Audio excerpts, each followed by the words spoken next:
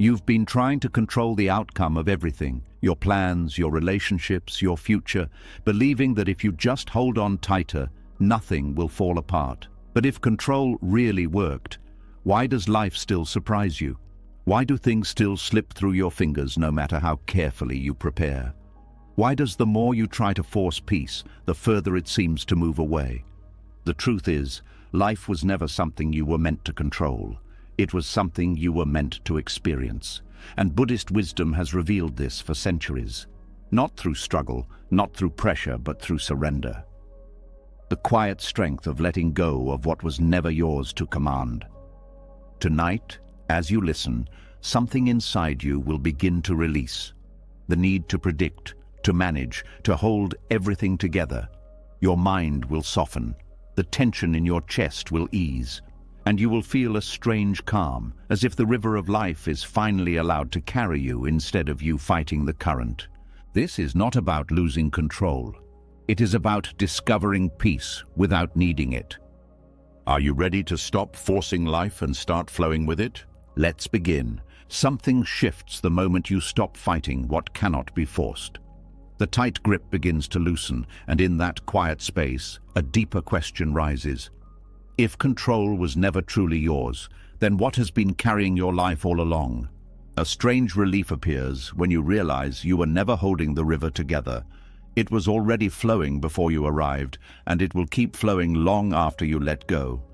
There is a silent exhaustion that comes from trying to manage everything, planning every possibility, preparing for conversations that haven't happened, replaying moments that are already gone. It feels responsible, even necessary, yet it slowly drains the energy meant for living.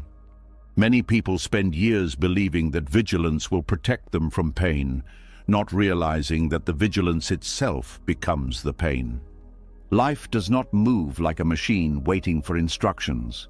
It moves like water, unpredictable, alive, constantly reshaping its path.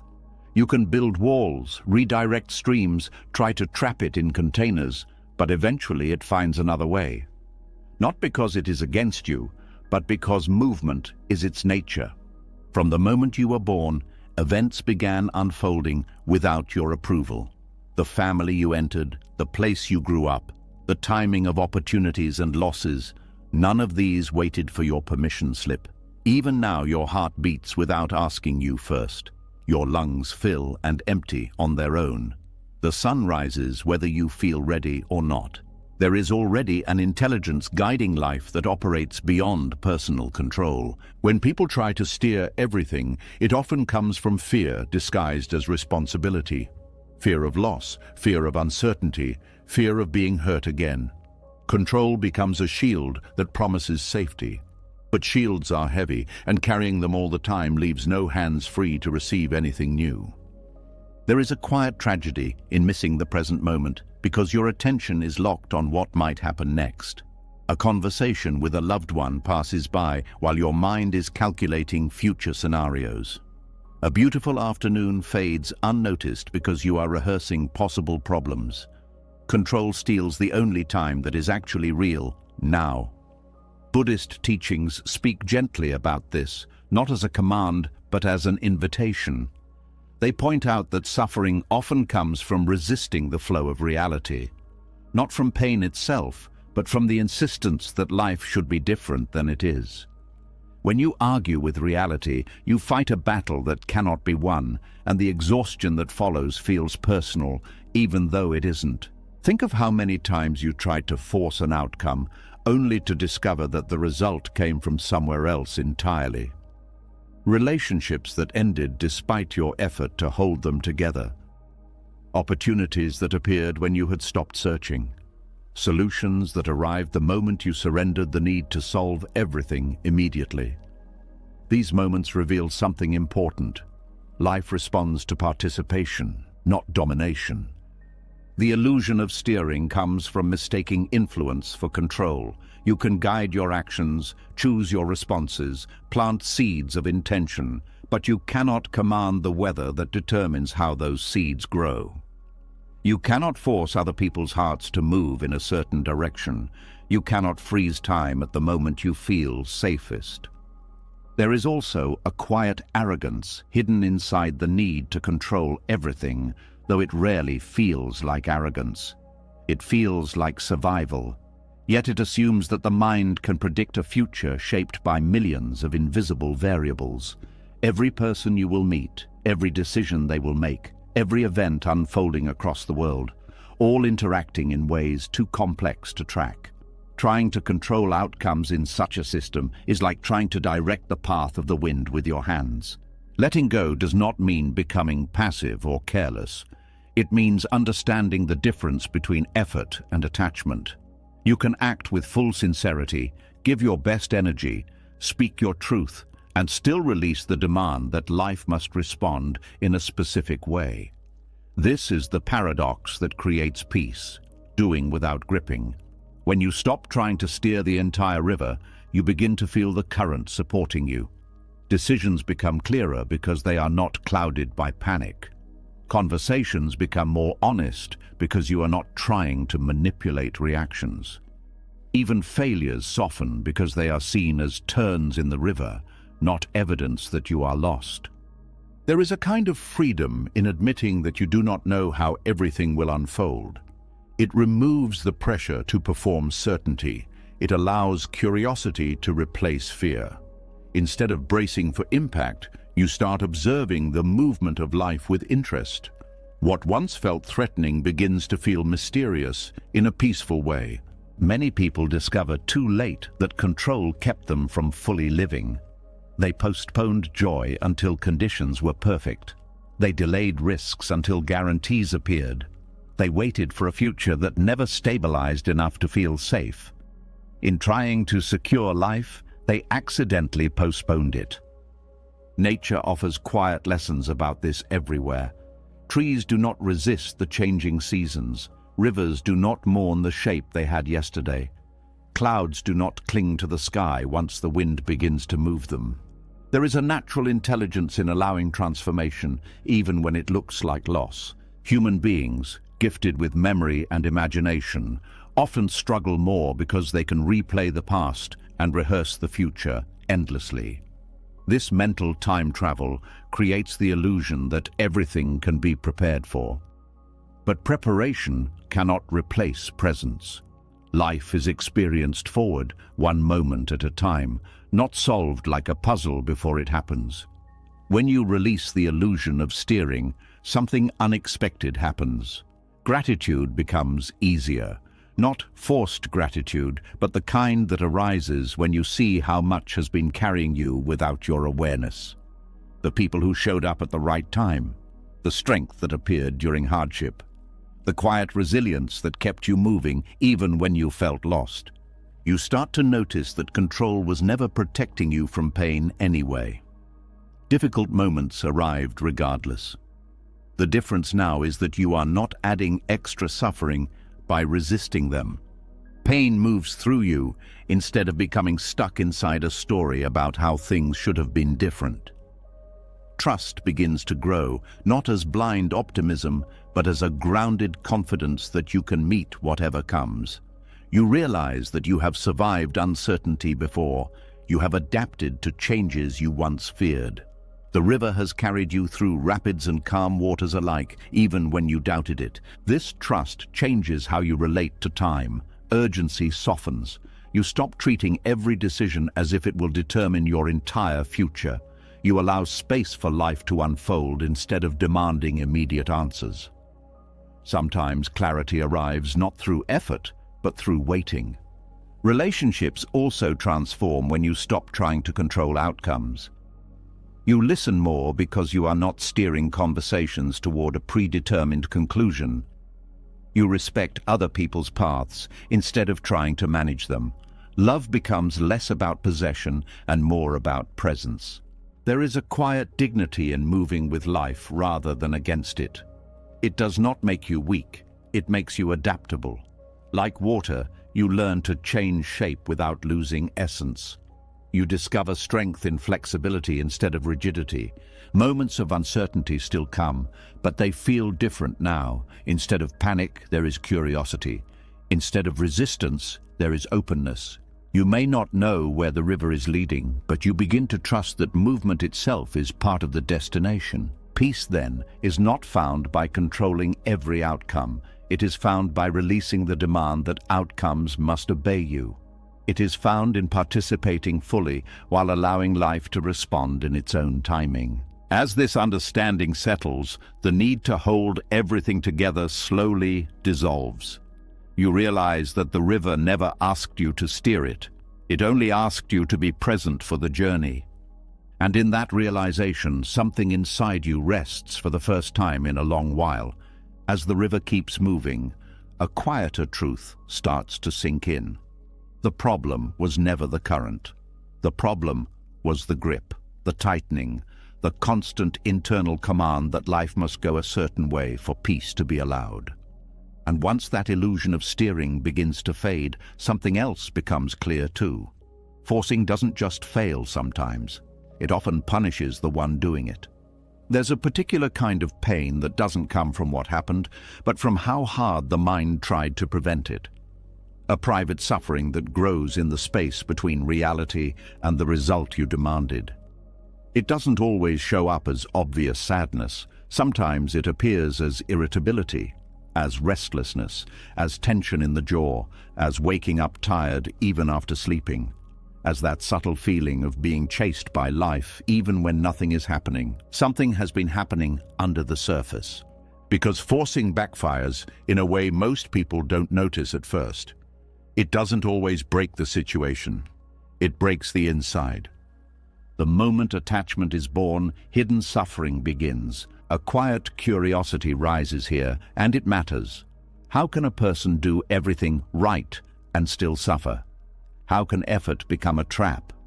How can wanting a good outcome create pain before anything even goes wrong? Attachment to results is not just hope.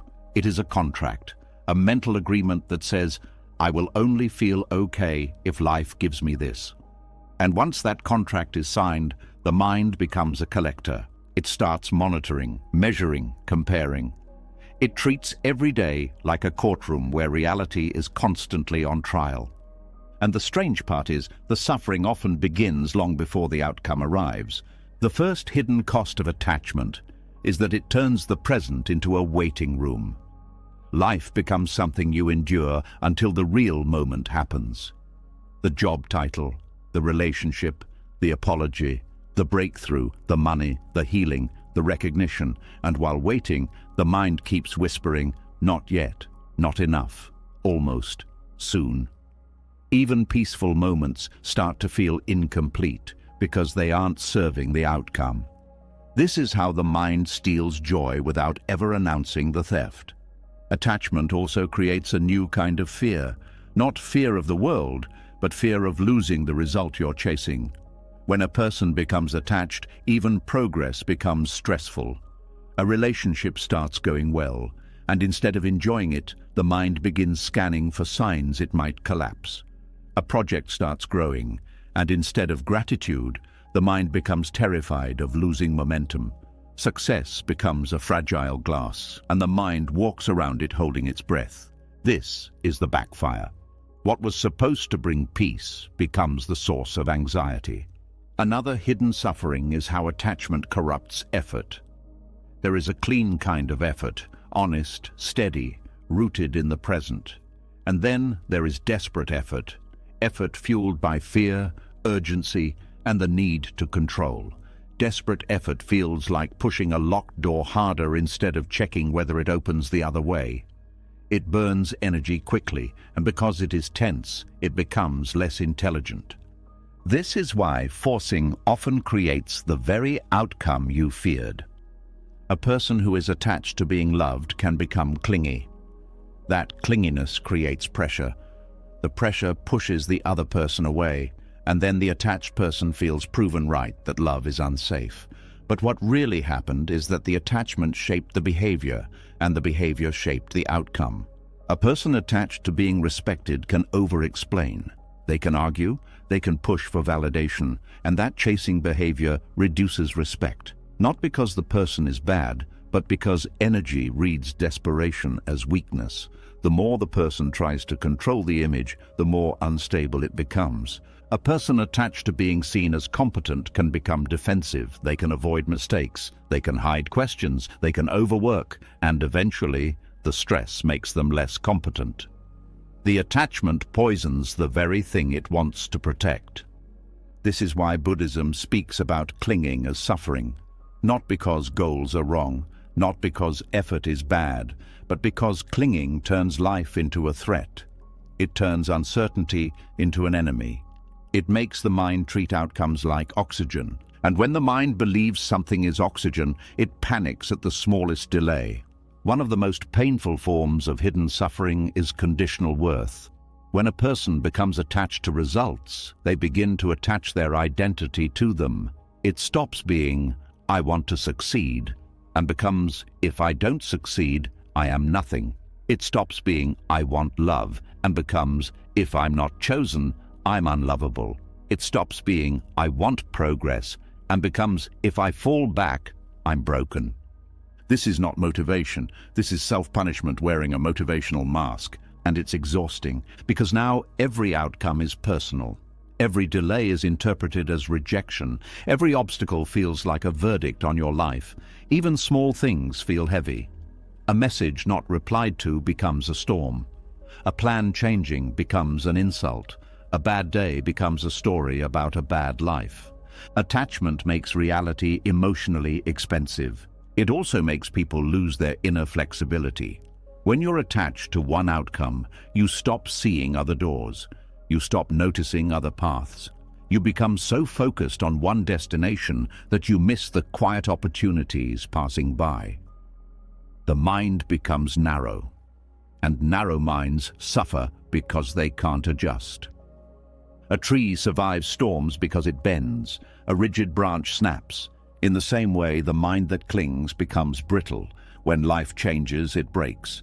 Another way forcing backfires is that it teaches you to disrespect timing. There is timing in everything, not the kind you can control, but the kind you can learn to cooperate with.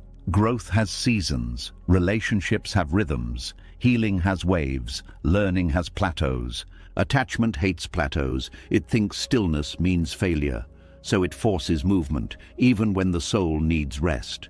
It forces conversations, even when silence would heal. It forces decisions, even when clarity needs time. Then the person ends up exhausted, confused, and resentful, not because life is cruel, but because they tried to harvest fruit before the tree was ready. When you force, you also lose sensitivity. You stop listening to the quiet signals. The body says, "Slow down," but attachment says, "Not now." The heart says, "This doesn't feel right," but attachment says, "Keep going. The outcome is close." The intuition says, "Let it be," but attachment says, "Fight harder." This is how people walk into pain with open eyes. And still the mind will say, "I had no choice." But there was always a choice. It just didn't feel safe because the mind was addicted to the result. This is an important word, addiction. Attachment to results can behave like an addiction because it creates emotional dependency. The mind starts needing the outcome to regulate itself. If progress happens, the mind feels relief. If progress doesn't happen, the mind panics. This is a fragile way to live, because life is not stable enough to hold your emotional balance for you. Buddhist surrender is not about becoming careless. It is about rebuilding emotional stability inside yourself, so outcomes are no longer the controller of your peace. Because peace that depends on outcomes is not peace. It is a pause between storms. Real peace is what remains even when outcomes change. So what does it look like to release attachment without losing ambition, without becoming passive, without pretending you don't care? It begins with a simple shift, returning effort to the present moment. Instead of obsessing over results, focus on right action. Right action means doing what is wise now, not what guarantees the future. It means speaking honestly without trying to control how it lands. It means showing up consistently without demanding instant reward. It means improving daily without needing applause. When you practice this, your mind slowly learns a new trust. I can act fully, and I can let go fully. This creates a clean feeling in the chest, a steadiness, a lighter relationship with life. Another practice is learning to notice the emotional tightening. Attachment has a physical signature. You can feel it. It often shows up as tension, a contracted stomach, a clenched jaw, a shallow breath, a restless need to check, to confirm, to control.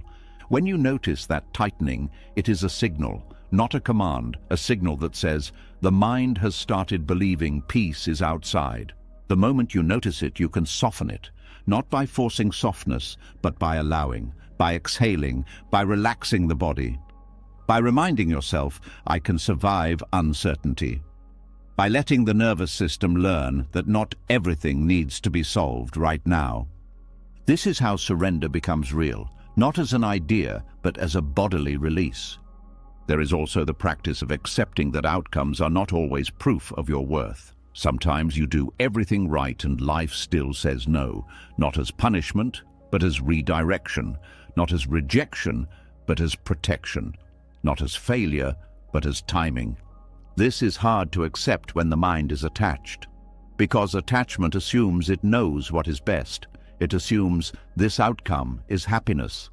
But life often reveals later, that outcome would have broken you. Many people can look back and see it clearly. The relationship they begged for that would have destroyed their peace. The opportunity they chased that would have trapped them. The door that closed that felt cruel in the moment, but saved them from a future they weren't ready for. Attachment cannot see this. It only sees now. Surrender sees beyond now, even when it doesn't know the full picture. A powerful part of surrender is allowing life to be larger than your mind. The mind is useful, but it is not all-knowing. It is a small flashlight, not the sun. It lights a few steps ahead, and then it panics about the darkness beyond. Surrender is trusting that the path continues even when your flashlight cannot see it. This brings you back to the river. If you stand at the edge of a river and try to control it with anger, it will not obey. If you try to control it with fear, it will not soften. If you try to control it with force, you will only exhaust yourself. But if you learn the river, if you study its movement, respect its strength, and cooperate with its flow, you can travel far without breaking yourself. This is the Buddhist approach to life, not domination, harmony, not obsession with results, presence in action, not clinging, trust. And the hidden suffering begins to dissolve when you stop making outcomes the manager of your happiness. Because the deepest relief is not getting what you want. The deepest relief is no longer needing life to go a certain way to be okay. When that happens, effort becomes lighter, love becomes freer, plans become tools instead of chains, and even uncertainty becomes less threatening because it is no longer treated like a disaster. It becomes a teacher. And right here, in this moment, there is a gentle question that changes everything. What if peace is available now, not after the outcome? When that question enters the mind, the grip loosens again, and the river keeps moving, but this time you are not fighting it. You are finally learning how to float. As the struggle to force outcomes begins to fade, another discomfort quietly surfaces, the ache of things that never concluded. Not everything in life wraps itself neatly. Some conversations end mid-sentence. Some relationships dissolve without a final explanation. Some dreams pause in a place that has no clear name. And once you stop exhausting yourself trying to control what happens, you are left standing in front of something even more unsettling, the unfinished.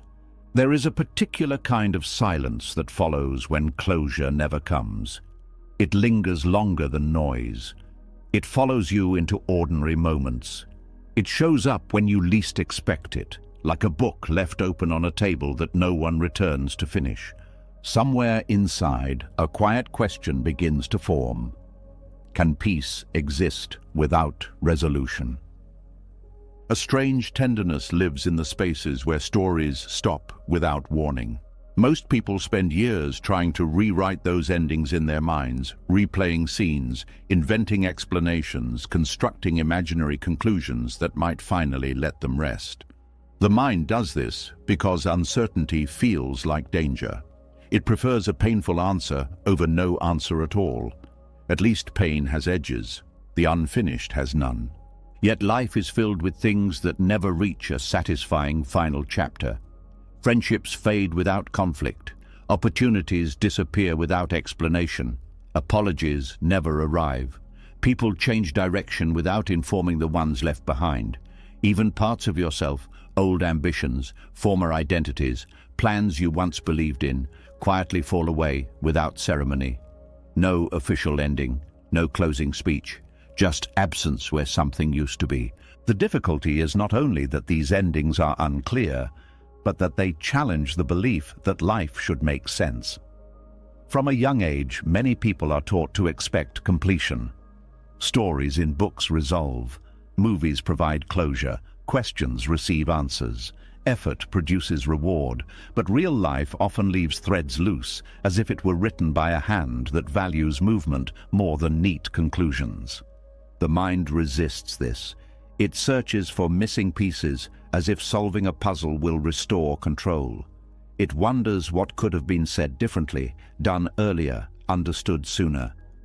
It reconstructs the past repeatedly, hoping a new angle will produce an ending that never existed. This is where hidden suffering lives, not in the event itself, but in the refusal to accept that the event will remain incomplete. Buddhist wisdom speaks gently here, pointing toward a truth that feels uncomfortable at first. Closure is not something life always gives. Sometimes closure is something you grow into, not through answers, but through acceptance of not knowing.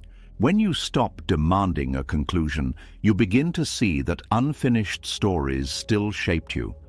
A relationship that ended without explanation may have taught you tenderness, boundaries, or resilience.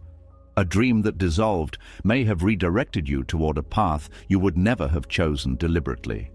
Even unanswered questions can deepen compassion because they reveal how fragile certainty really is.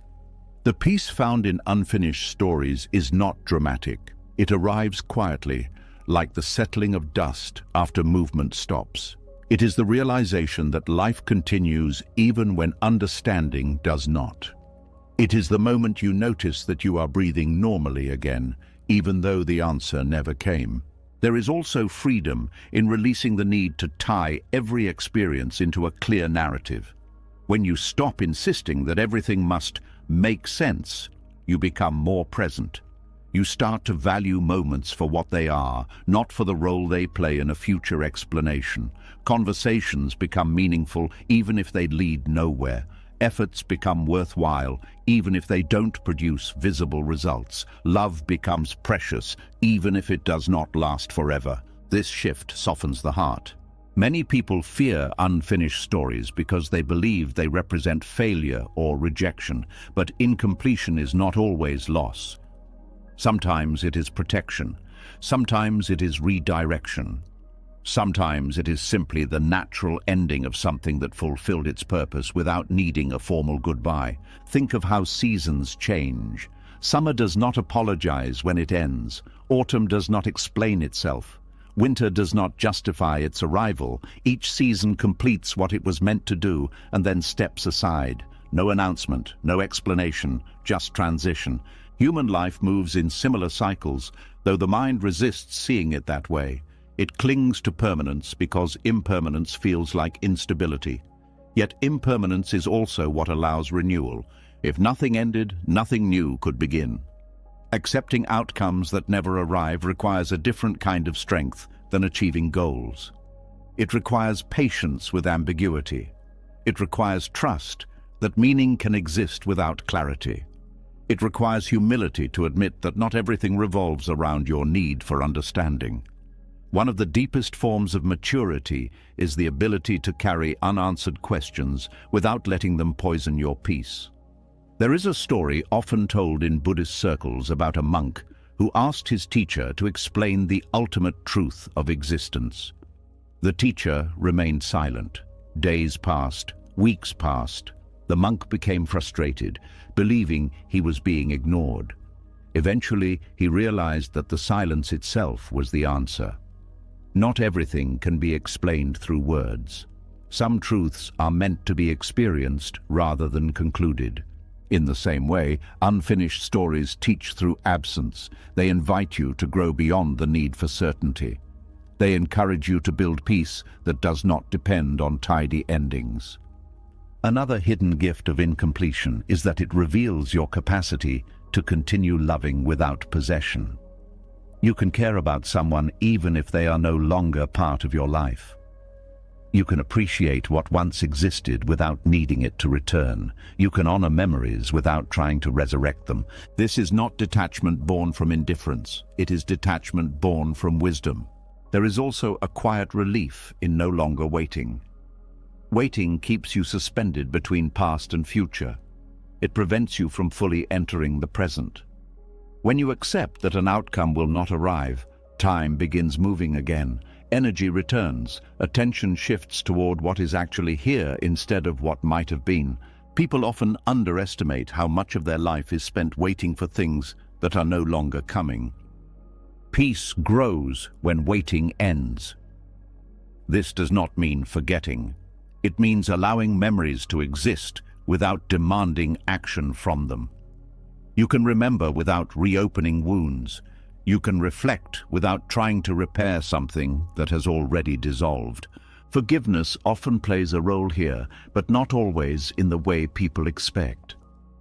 Forgiveness is not declaring that everything was acceptable. It is releasing yourself from the burden of carrying the unfinished story forward. It is choosing not to let the absence of closure define your future. You forgive so that your life can move again, not so that the past becomes different. Sometimes the hardest unfinished stories involve your own expectations, the life you thought you would live, the person you believed you would become, the timeline you imagined. Letting go of these can feel like losing a part of your identity, yet it also creates space for discovering who you are without the pressure of those expectations. Life often becomes richer when it is no longer compared to an imaginary version. There is a quiet beauty in accepting that not every chapter will be explained. It makes you gentler with yourself and others. It reduces the urgency to judge. It opens the possibility that everyone is carrying unfinished stories you cannot see. This awareness deepens compassion. And as compassion grows, the need for answers softens. You realize that understanding every detail is not necessary for living well. Presence becomes more valuable than explanation. Connection becomes more important than resolution. In this space, peace feels less like a victory and more like a return to the simple fact that life is happening now, not in the version of the story you wished had unfolded. You begin to trust that meaning is not only found at the end of things, it exists throughout the journey, even when the destination remains unclear. And something unexpected happens. Unfinished stories stop feeling like open wounds and start feeling like quiet teachers. They teach patience. They teach humility. They teach the art of letting life remain mysterious without trying to solve it. As this understanding settles, the need to chase closure fades. You stop asking life to rewrite the past. You stop negotiating with what already happened. You stop searching for missing pieces in places that no longer exist. Instead, you carry forward the lessons, the growth, the strength you gained simply by living through it. The story may be unfinished, but you are not. And that is where peace quietly takes root. As peace begins to grow around the things that never concluded, another layer of truth quietly reveals itself. Many of the unfinished stories hurt so deeply, not because they lacked closure, but because they exposed something the mind had been hiding: fear. Not the loud kind that announces danger, but the quiet kind that disguises itself as responsibility, preparation, and constant vigilance. When the need for answers loosens, you start to notice how much energy was spent trying to prevent uncertainty from touching you at all. There is a subtle tension that lives beneath the surface of everyday life. It shows up in overthinking, in the need to double-check everything, in the restless scanning for what might go wrong next. It looks like discipline. It sounds like wisdom. But underneath, it often comes from a deeper unease that never fully relaxes. A quiet question appears here. What if control was never strength, but fear wearing a uniform? There is a kind of planning that feels calm and grounded. It prepares without panic. It adjusts when necessary. It leaves space for the unknown. But there is another kind that feels urgent, tight, and endless. It runs in circles, trying to predict every possible outcome, every possible reaction, every possible mistake before it happens. This second kind is not really planning. It is anxiety trying to create safety by building walls out of thoughts. The body knows the difference even when the mind pretends not to. Real preparation feels steady. Anxious control feels exhausting. After hours of mental rehearsing, nothing has actually changed in the outside world, yet the inside feels drained, as if something heavy has been carried for miles. Fear often hides because admitting fear feels like weakness, so it changes its language. It calls itself caution. It calls itself responsibility. It calls itself being realistic. And while some caution is wise, fear-driven control goes further. It assumes danger is everywhere and peace must be earned through constant monitoring. This is why people who try to control everything rarely feel safe, even when nothing is wrong. An anxious mind treats uncertainty as a threat instead of a natural part of life. It believes that if it just thinks hard enough, plans thoroughly enough, anticipates precisely enough, it can eliminate surprises. But life is not a system that can be fully mapped. It is alive, shifting, influenced by countless factors beyond personal awareness. Trying to control it all is like trying to freeze the wind. Fear also creates the illusion that you are alone in managing existence. It whispers that if you stop planning for a moment, everything will collapse. It convinces you that rest is dangerous, that relaxation is careless, that letting go means losing everything you care about. So the mind stays alert, even when the body begs for peace. Over time, this constant alertness becomes normal. You forget what true calm feels like. You forget that it is possible to sit without scanning for problems. You forget that not every silence is hiding a crisis. This is one of the hidden costs of control. It trains the nervous system to live in a state of subtle alarm. Many people discover this only when their bodies begin to protest. Tight shoulders, shallow breathing, difficulty sleeping, racing thoughts that refuse to quiet down even when the day is over. These are not random discomforts. They are signals that the system has been pushed beyond its natural rhythm. Fear-driven control also interferes with trust, not only trust in others, but trust in life itself. When you are constantly planning for worst-case scenarios, you stop noticing how often things actually work out. You overlook the support that appears unexpectedly.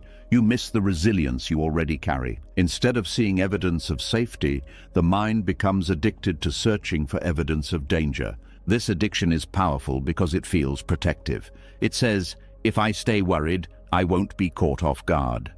But worry does not prevent pain. It only rehearses it.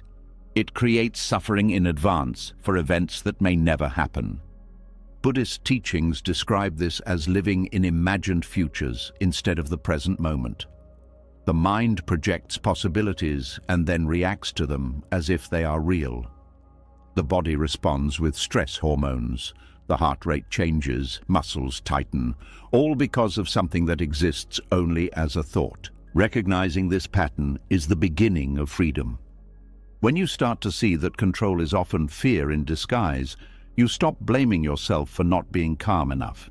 You begin to understand that your system was trying to protect you in the only way it knew.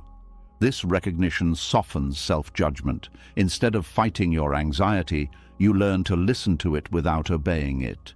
Fear does not disappear through force. It settles when it feels understood.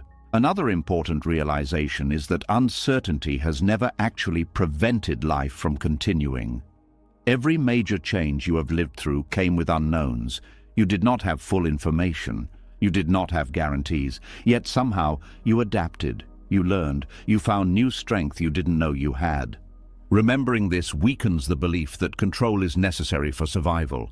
There is also a difference between influence and control that becomes clearer here. You can influence your actions, your habits, your responses. You can choose kindness, patience, honesty, but you cannot control how others interpret you, how circumstances evolve, or how time reshapes everything. Trying to control what belongs to the wider flow of life creates frustration because it asks the impossible. Letting go of fear-driven control does not mean becoming careless. It means rediscovering trust in your ability to respond instead of your ability to predict. Response happens in the present. Prediction lives in imagined futures. When you rely on response, you stay flexible. When you rely on prediction, you become rigid. Flexibility is what allows you to move with life instead of against it. There is a quiet courage in admitting, I don't know what will happen, but I will meet it when it comes.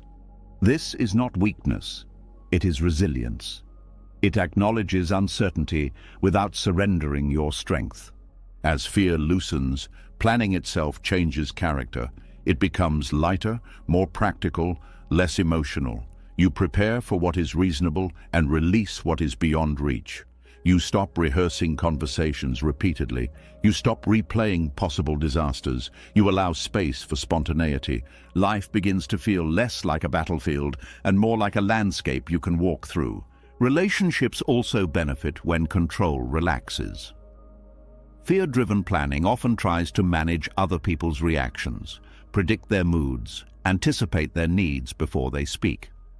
While this can come from love, it can also erase authenticity. When you stop controlling interactions, you allow others to be real, not just predictable. Connection deepens when people are allowed to surprise you. There is also relief in no longer carrying the responsibility of holding everything together. You realize that the world does not collapse when you rest. Problems do not multiply because you stopped worrying for an hour. Life continues, breathing on its own. This realization brings humility and peace at the same time. Buddhist surrender encourages a different posture toward existence, one of participation instead of domination. You act where action is needed. You accept where acceptance is wiser. You listen more than you command. You observe more than you interfere. From this place, fear loses its disguise. It becomes visible, and what is visible can be softened. You learn small practices that return you to the present, feeling your breath, noticing the ground beneath your feet, paying attention to sounds without labeling them. These simple acts remind the mind that safety exists now, not just in imagined futures. Gradually, the nervous system relearns how to rest, and as rest returns, clarity follows. Decisions become easier because they are not clouded by panic. Creativity returns because energy is no longer spent on endless forecasting. Joy appears in simple moments because attention is no longer trapped in tomorrow. You begin to experience life directly, again. The greatest shift happens when you realize that fear never truly wanted control. It wanted reassurance. It wanted to know that you would be okay no matter what. And the reassurance comes not from perfect plans, but from recognizing your capacity to endure, adapt, and continue. You have already survived uncertainty. You have already navigated loss, change, confusion. This evidence is stronger than any prediction. Control loses its appeal when you trust yourself. In that trust, something quiet opens, a willingness to live without constant defense. A readiness to experience life as it unfolds rather than as it is calculated. A sense that peace is not found at the end of perfect planning, but in the middle of honest living. Fear may still visit, but it no longer runs the house. And as this understanding settles, you notice a softness in your days, less urgency, less pressure, more space between thoughts, more patience with yourself and others. The world has not become safer, but you have become calmer within it. This calm is not fragile because it is not based on control. It is rooted in acceptance of what cannot be controlled and confidence in what can. From here, surrender no longer feels like loss. It feels like returning something heavy you were never meant to carry. And in that return, the heart finally learns how to rest without scanning the horizon for the next storm. As the need to control begins to loosen and fear stops disguising itself as constant planning, another hidden tension reveals itself, the exhausting effort to manage how others see you. Even after learning to release outcomes and uncertainty, many people still carry one last burden, the need to be understood exactly as they are by everyone, all the time. And when that understanding doesn't come, the mind rushes to fix it, explain it, defend it, correct it. There is a quiet fatigue that comes from trying to edit your own image in other people's minds. A subtle ache appears here. What if peace doesn't require being understood? There is something deeply human about wanting to be seen correctly, to feel known without distortion, to believe that your intentions, your effort, your heart will be recognized. But life does not guarantee this kind of clarity. Every person looks through their own lens, shaped by their past, their fears, their expectations. Even when you speak carefully, something different may still be heard. Even when you act sincerely, something else may still be assumed. Misunderstanding is not always a failure of communication. Sometimes it is simply the limit of perspective. When you try to control how others perceive you, you enter a maze with no exit. You begin adjusting your words constantly, rehearsing explanations, replaying conversations afterwards, searching for mistakes. You monitor expressions, tones, pauses, wondering what they meant. You carry invisible scripts in your head, preparing for situations that might never happen. Over time, this becomes a second job, managing impressions instead of living. The suffering here is subtle because it looks like kindness or maturity. It appears as patience, diplomacy, emotional intelligence. But underneath, there can be anxiety, the fear that if you are misunderstood, you will be rejected, judged, or abandoned. This fear often begins early. Many people learn that acceptance depends on being interpreted correctly. They learn to explain themselves before anyone asks. They learn to smooth tension before it escalates. They learn to over-clarify so nothing can be twisted. These strategies can be useful in difficult environments, but they become heavy when carried into every relationship. Not every misunderstanding is dangerous. Sometimes letting someone misunderstand you is the only way to remain peaceful. Buddhist wisdom points toward a radical idea. Your inner state does not need universal approval to be valid. You do not need everyone to see you accurately for you to live truthfully. When you release the need to be seen correctly, you stop handing your peace to other people's interpretations. You reclaim something that was always yours, your own clarity. One of the hardest lessons is accepting that some people are committed to misunderstanding you because it fits their story. If they see you as selfish, they will filter your kindness through suspicion. If they see you as weak, they will interpret gentleness as incapacity. If they see you as difficult, even your silence may be labeled as resistance. Trying to correct these narratives can become endless. There is freedom in realizing that not every opinion needs to be corrected. Not every assumption needs to be challenged. Not every false story needs your participation. Silence, in some situations, is not surrender. It is dignity. When you stop chasing validation, something interesting happens. Your energy returns. The hours spent explaining, clarifying, defending, and proving yourself become available again. You can use that energy to build your life instead of maintaining an image. This shift changes relationships too. People who truly care about you will seek understanding without needing constant reassurance. They will ask instead of assume. They will listen instead of project. And those who are not willing to do this reveal themselves naturally, without confrontation. Misunderstanding becomes a filter instead of a threat. Another hidden freedom is authenticity. When you are not busy managing perceptions, you can speak more honestly. You can express uncertainty without dressing it up as certainty. You can change your mind without fearing accusations of inconsistency. You can grow without announcing every step to make sure it is approved. You become less performative and more real. This authenticity feels lighter because it does not rely on perfect interpretation. You say what you mean, act according to your values, and allow the rest to unfold. Some will understand, some won't. Your responsibility ends at sincerity, not at controlling reactions. There is also peace in accepting that you may never fully understand how others see you, and that this is okay. People carry histories you cannot see. They respond from wounds you did not create. They project fears that have nothing to do with you. When you stop personalizing every misunderstanding, compassion becomes easier. You recognize that others are navigating their own inner landscapes, just as you are.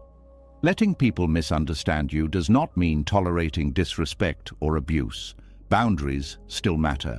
But boundaries can be set without lengthy justification.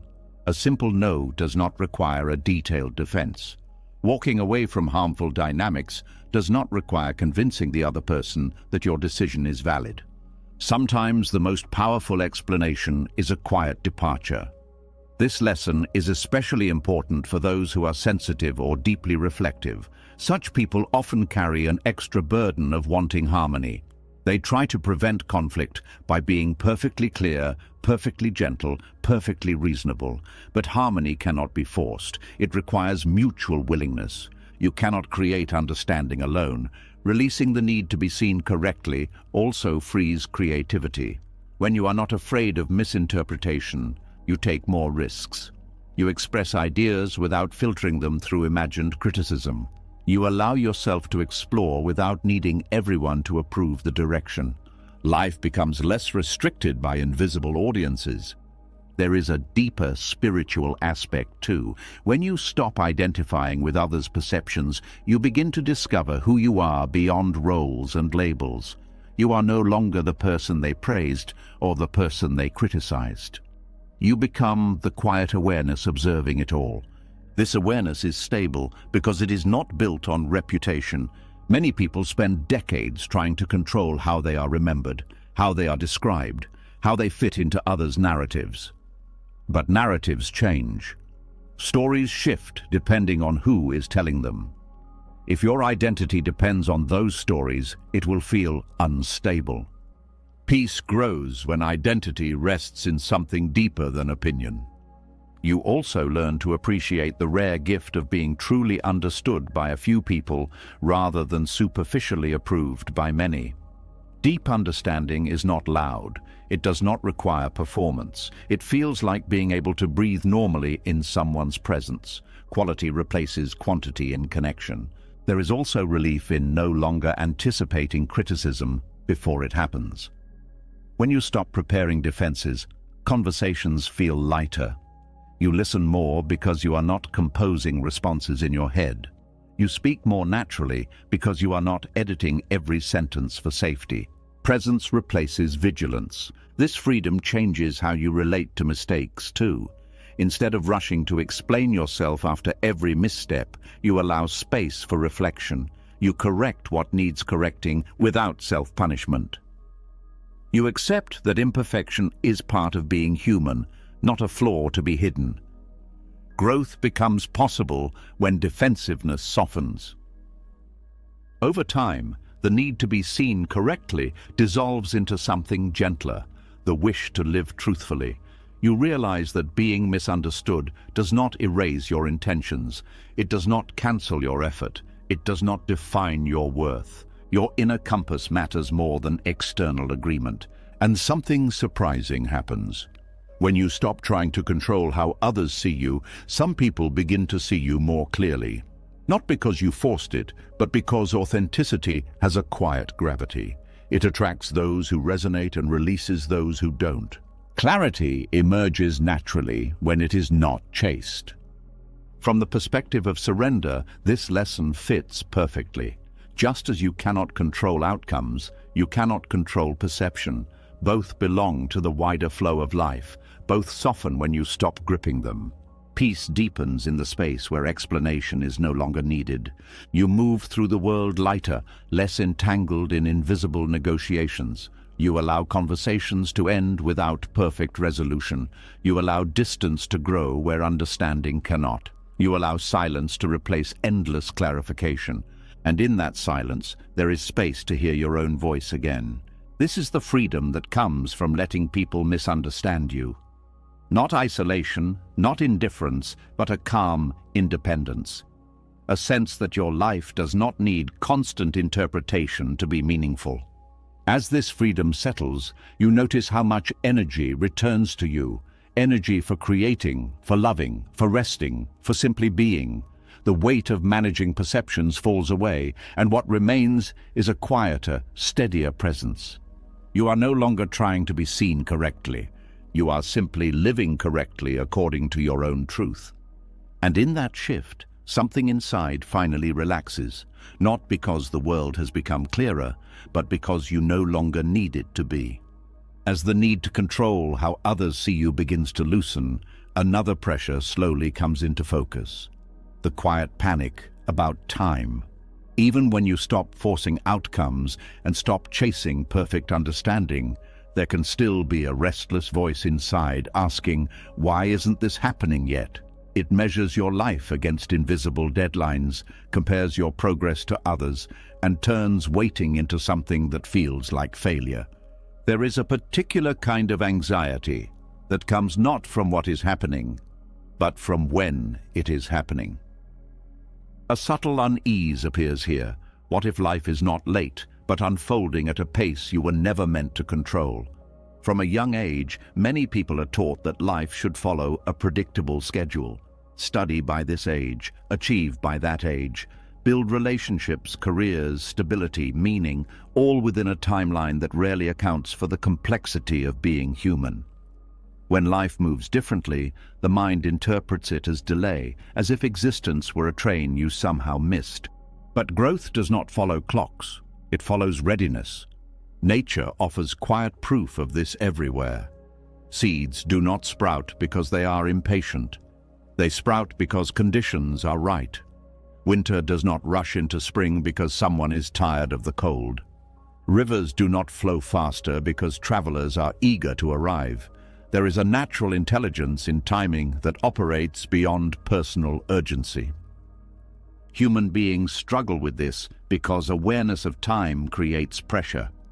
You can count the years, you can compare your path to others, you can imagine futures that seem to be approaching too slowly. This awareness can become a source of suffering when it turns into self-judgment. The mind begins to whisper that you are behind. Surrendering the timeline is not about abandoning effort. It is about releasing the belief that effort must produce immediate visible results. Some changes happen quietly beneath the surface long before they appear outwardly. Healing, maturity, wisdom, emotional strength. These often develop in silence, without announcements or milestones. A person may feel stuck while actually undergoing deep transformation that cannot yet be seen. This hidden work can feel frustrating because it does not satisfy the mind's need for progress markers. There are no trophies for learning patience, no applause for developing resilience, no visible proof that your understanding of life has deepened. Yet these inner shifts shape everything that comes later. Rushing this process can distort it. When people try to force growth, they often skip necessary experiences.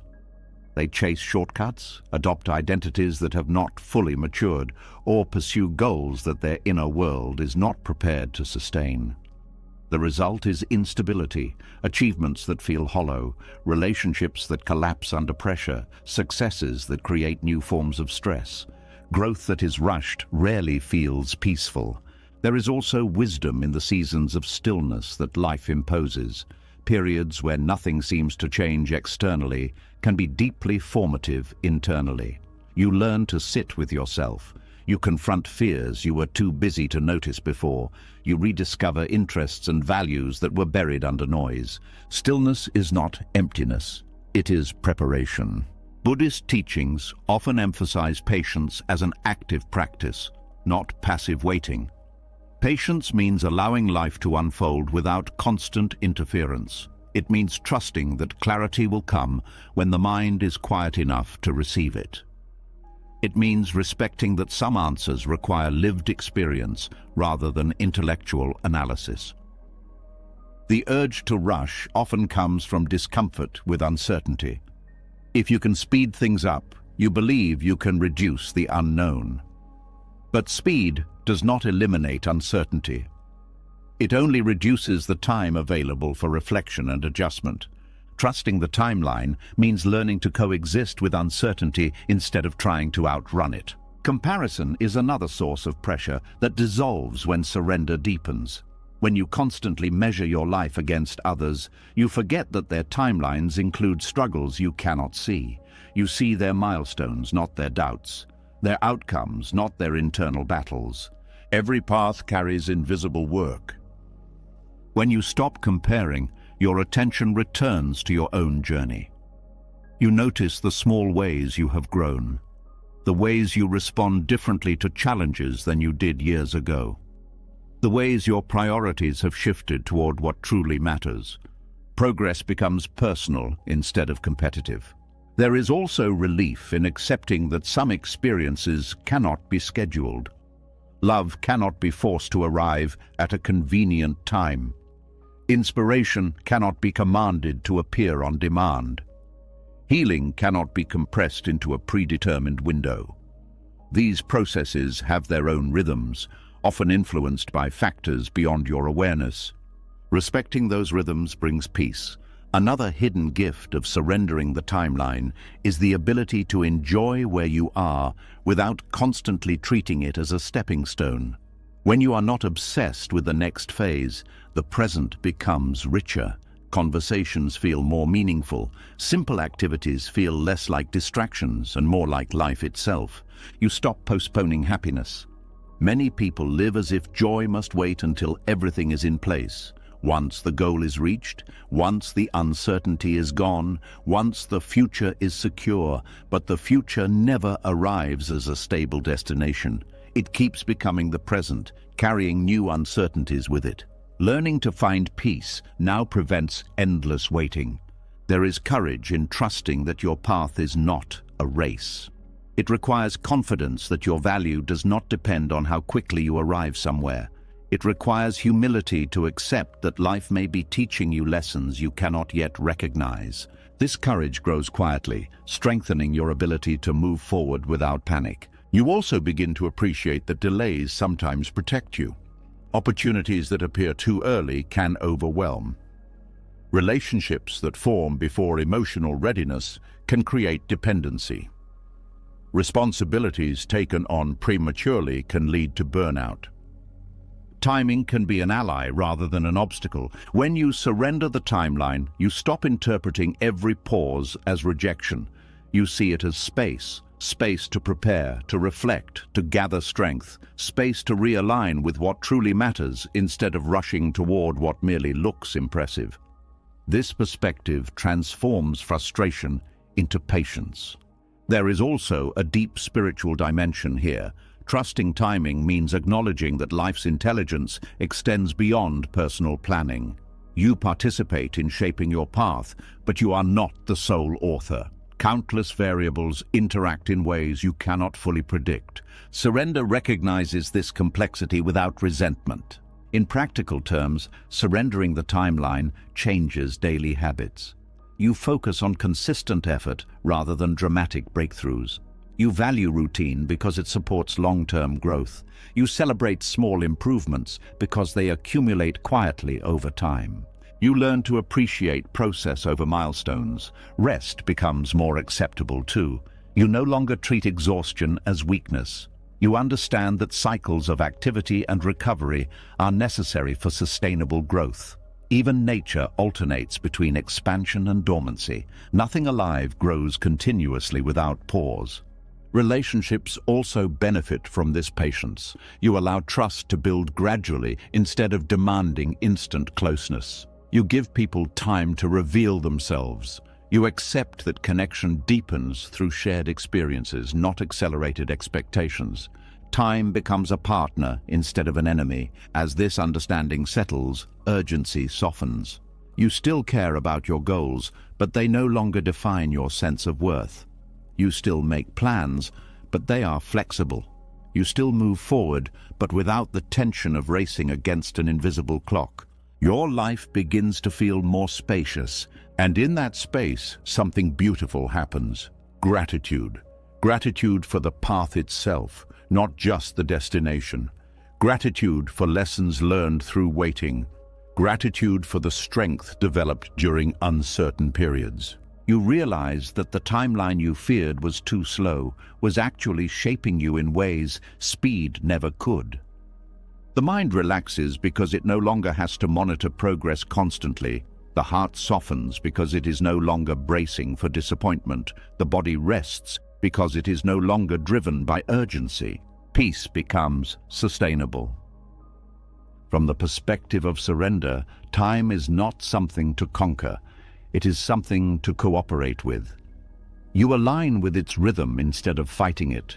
You trust that what is meant for you will arrive when you are capable of receiving it fully. And when it does arrive, you will not feel rushed or unprepared. As this trust deepens, life feels less like a schedule to manage and more like a journey to experience. You walk at a pace that allows you to see the landscape, not just the destination. You stop asking, "When will it happen?" and start appreciating that you are already becoming who you need to be for it to happen. In that quiet shift, surrender no longer feels like waiting. It feels like living fully, right here, right now, without fear that time is slipping away, because nothing that truly belongs to your path can pass you by. As trust in life's timing begins to settle, another quiet pattern becomes visible: the habit of postponing joy. Even when you stop rushing the future, the mind can still place happiness somewhere ahead, just out of reach, attached to conditions that must first be satisfied. It whispers that peace will arrive later, after the next milestone, after the uncertainty clears, after life finally aligns with your expectations. There is a subtle sadness in realizing how often happiness has been treated like a reward instead of a way of being. A tender question surfaces here. How many moments have already passed while waiting for permission to feel okay? Conditional living begins innocently. It sounds reasonable at first. I'll relax when this problem is solved. I'll enjoy life when I feel secure. I'll rest when everything is finished. But everything is never finished. New challenges appear. New responsibilities replace the old ones. The finish line moves each time you get closer. Happiness becomes a horizon, always visible, never reachable. This habit forms because the mind believes that external circumstances control inner peace. It assumes that discomfort must disappear before contentment can exist. It imagines that joy is fragile, something that cannot survive in imperfect conditions. But life is almost always imperfect. When happiness is postponed, the present moment becomes a waiting room again. You go through daily routines as if they are obstacles between you and real living. Meals are eaten quickly. Conversations are half-attended. Quiet evenings are filled with restless thoughts about what still needs to change. You are alive, but not fully living. This pattern is exhausting because it never allows completion. Even success cannot satisfy it. Once one condition is met, another takes its place. You finally achieve something you work toward, and instead of peace, a new expectation appears. The mind says, "This is good, but not enough yet." Contentment keeps retreating. Buddhist teachings describe this as the endless cycle of craving. Not only craving for material things, but craving for emotional states. The desire to secure happiness permanently, to freeze it in place, to guarantee it will not fade. Yet the very attempt to hold happiness tightly causes it to slip away. Joy breathes better when it is not controlled. Conditional living also distorts how you see yourself. Your worth becomes tied to achievements and circumstances. If things are going well, you feel valuable. If they are not, you feel inadequate. This creates a fragile identity that fluctuates with external events. Your inner stability disappears. One of the most painful effects of this trap is that it prevents gratitude. When your mind is fixed on what is missing, it overlooks what is present. Small blessings feel insignificant because they do not match the imagined future you are waiting for. You stop noticing ordinary beauty, sunlight through a window, laughter in a conversation, the comfort of familiar spaces. Life's quiet gifts pass by unnoticed. Escaping this pattern requires a radical shift in perspective. Happiness is not something you secure after solving life. It is something you cultivate while life remains unresolved. It grows from attention, from appreciation, from allowing yourself to feel alive, even in imperfect circumstances. This does not mean ignoring problems. It means refusing to let them define the entirety of your experience. There is courage in allowing joy to coexist with uncertainty. It feels vulnerable at first, as if enjoying the moment might tempt fate. But happiness does not attract loss. It simply makes life richer while it is here. You do not have to earn every smile. Another insight emerges when you observe children or animals. They do not postpone contentment until conditions are perfect. They engage fully with what is available: a game, a sound, a simple comfort. Their joy is immediate because it is not negotiated through expectations. This simplicity is not childish. It is wisdom unburdened by overthinking. Adults often lose this ability because they become preoccupied with evaluation. They analyze whether happiness is justified, whether it will last, whether it might disappear. In doing so, they distance themselves from the direct experience of it. Happiness cannot be fully experienced while being monitored. Learning to receive joy without conditions is a practice. It begins with noticing moments of ease and allowing them to exist without commentary. The warmth of a drink in your hands, the quiet after a long day, the feeling of your body resting without urgency. These moments are small, but they are real. They are not waiting for permission.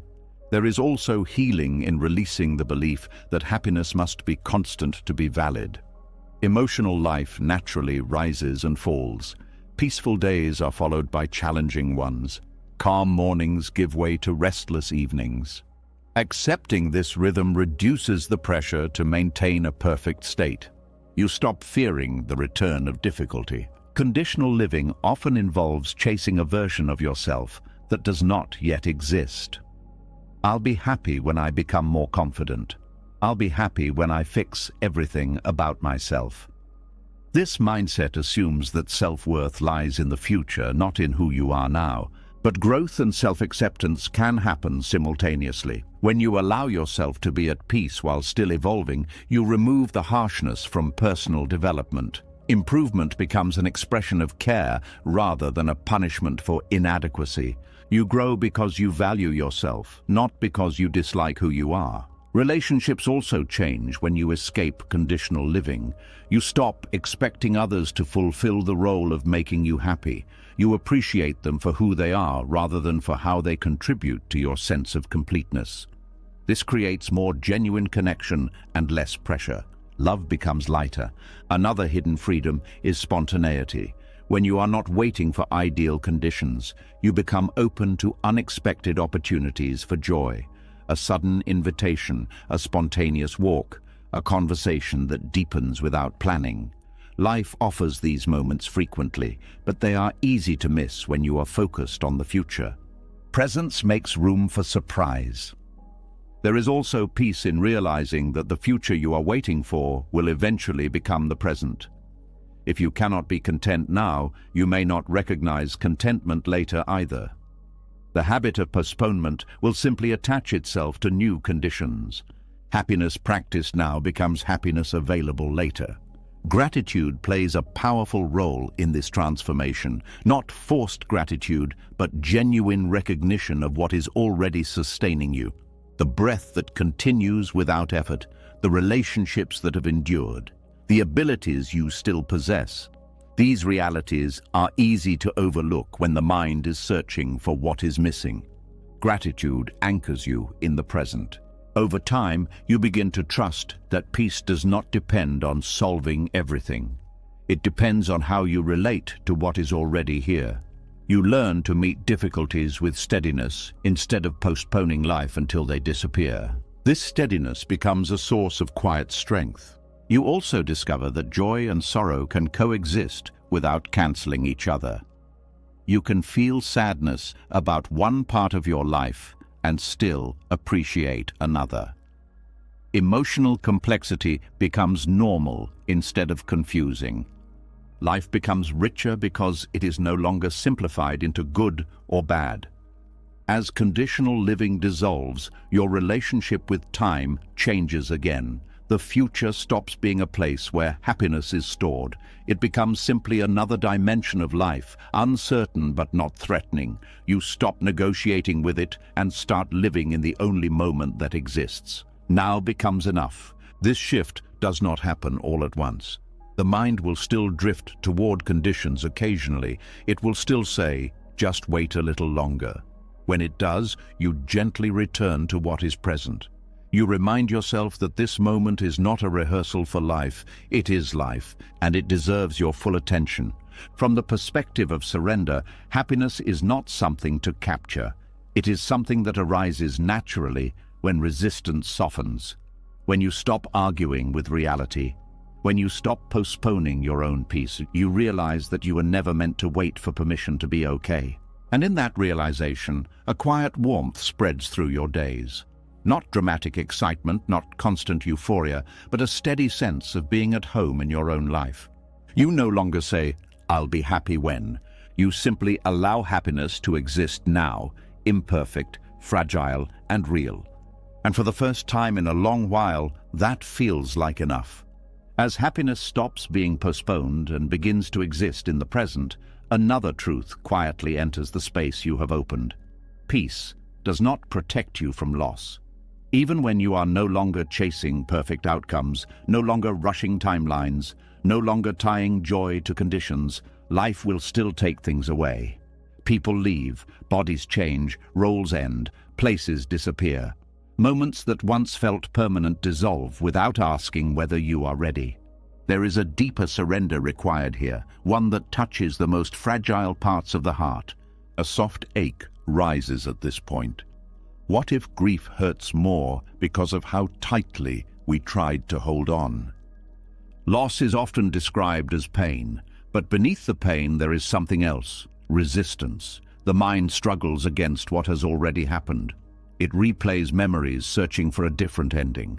It resists the reality that something once present is now absent. This resistance does not stop grief. It intensifies it, like tightening around a wound instead of allowing it to breathe.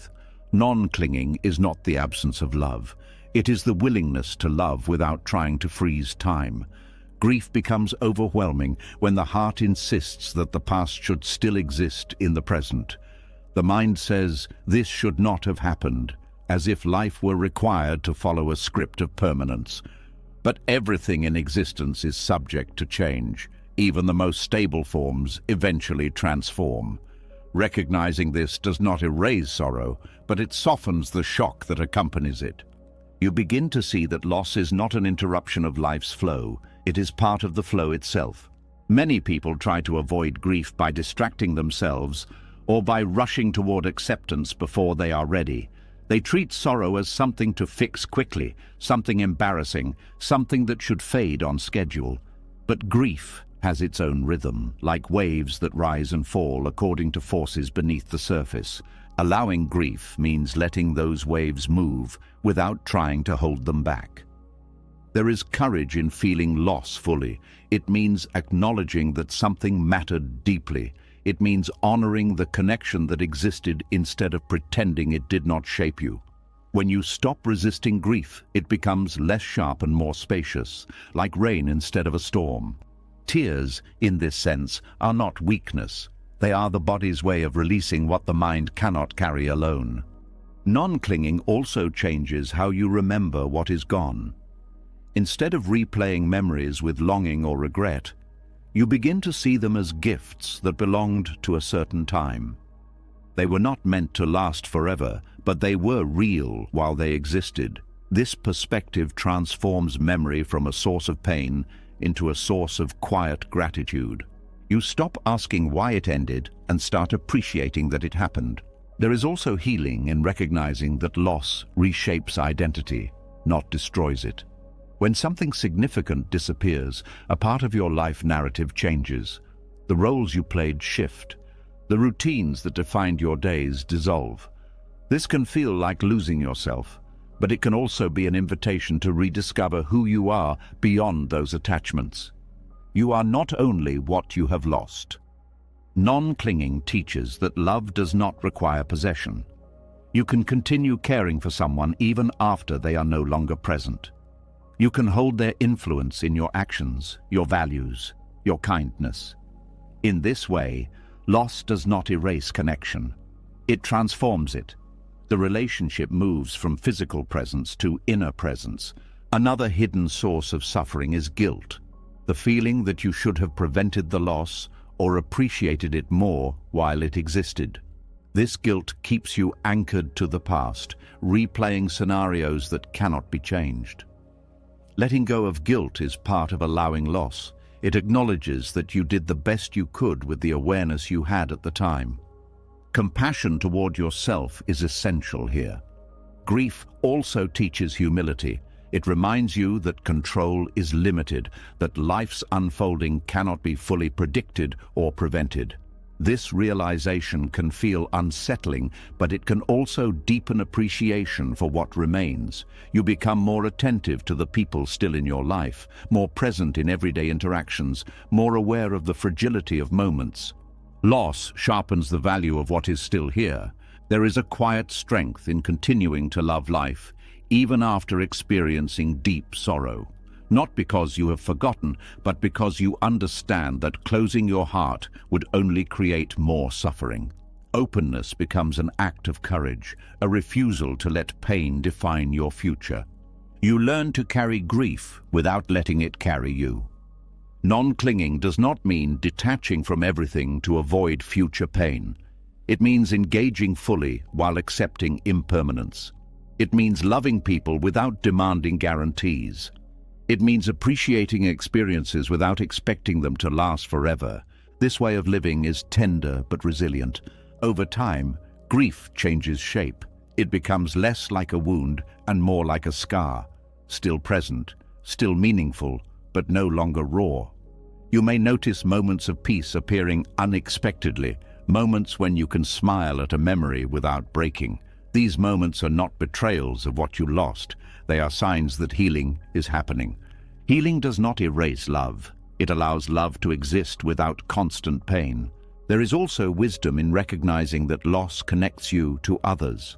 Every human being carries some form of grief. When you allow your own sorrow without resistance, you become more compassionate toward the struggles you cannot see in others.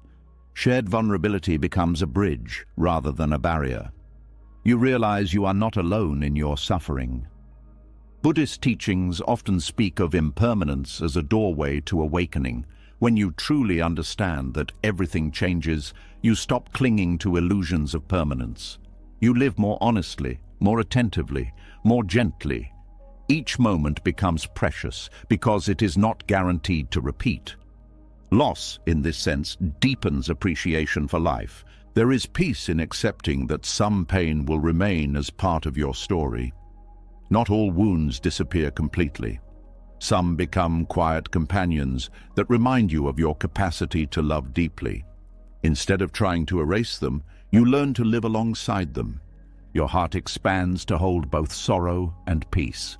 Allowing loss without resistance also means trusting that meaning can emerge from suffering, even if it is not immediately visible.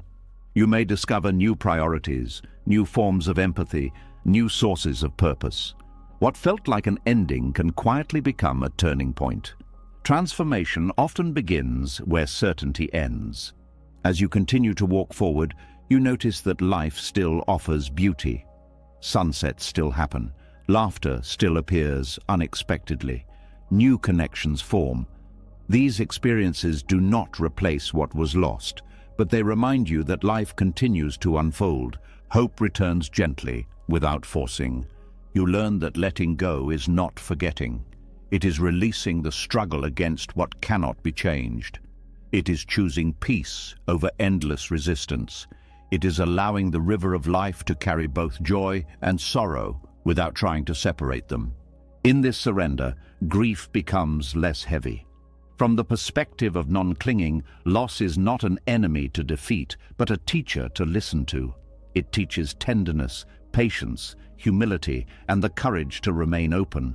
It shows you that love is not diminished by impermanence, it is intensified by it. You begin to trust that your heart can survive breaking, and in that trust, a quiet calm settles where turmoil once lived. Not because the loss no longer matters, but because you are no longer fighting its reality. You carry it with grace instead of resistance. Life continues, not as it was before, but as something new, something shaped by what you have loved and lost, something deeper, softer, more aware of what truly matters. And in that awareness, peace slowly finds its way back home. As grief softens and the heart learns that it can survive what it once thought impossible, a quieter kind of strength begins to appear. The strength of restraint. Not every situation needs fixing. Not every silence needs filling. Not every pain needs immediate action. After walking through loss, you start to sense that sometimes the deepest healing came not from doing more, but from allowing space for life to move on its own. A calm realization begins to form. What if helping too much can quietly become another form of control? There is a natural desire to intervene when something feels uncomfortable. When someone you love is struggling, you want to step in. When a problem appears, you want to solve it quickly. When uncertainty grows, you want to impose order. Action feels responsible, compassionate, necessary. Yet not all action creates improvement. Some actions disrupt processes that need time to unfold. Life often resolves things in ways the mind cannot anticipate. Non-interference is not indifference. It is a deeper form of respect for the intelligence of situations that do not belong entirely to you. It recognizes that each person carries their own path, their own lessons, their own timing. Trying to control that path, even with good intentions, can prevent growth that only experience can produce. A seed does not sprout faster because you keep digging it up to check. Many people struggle with this because they equate action with love.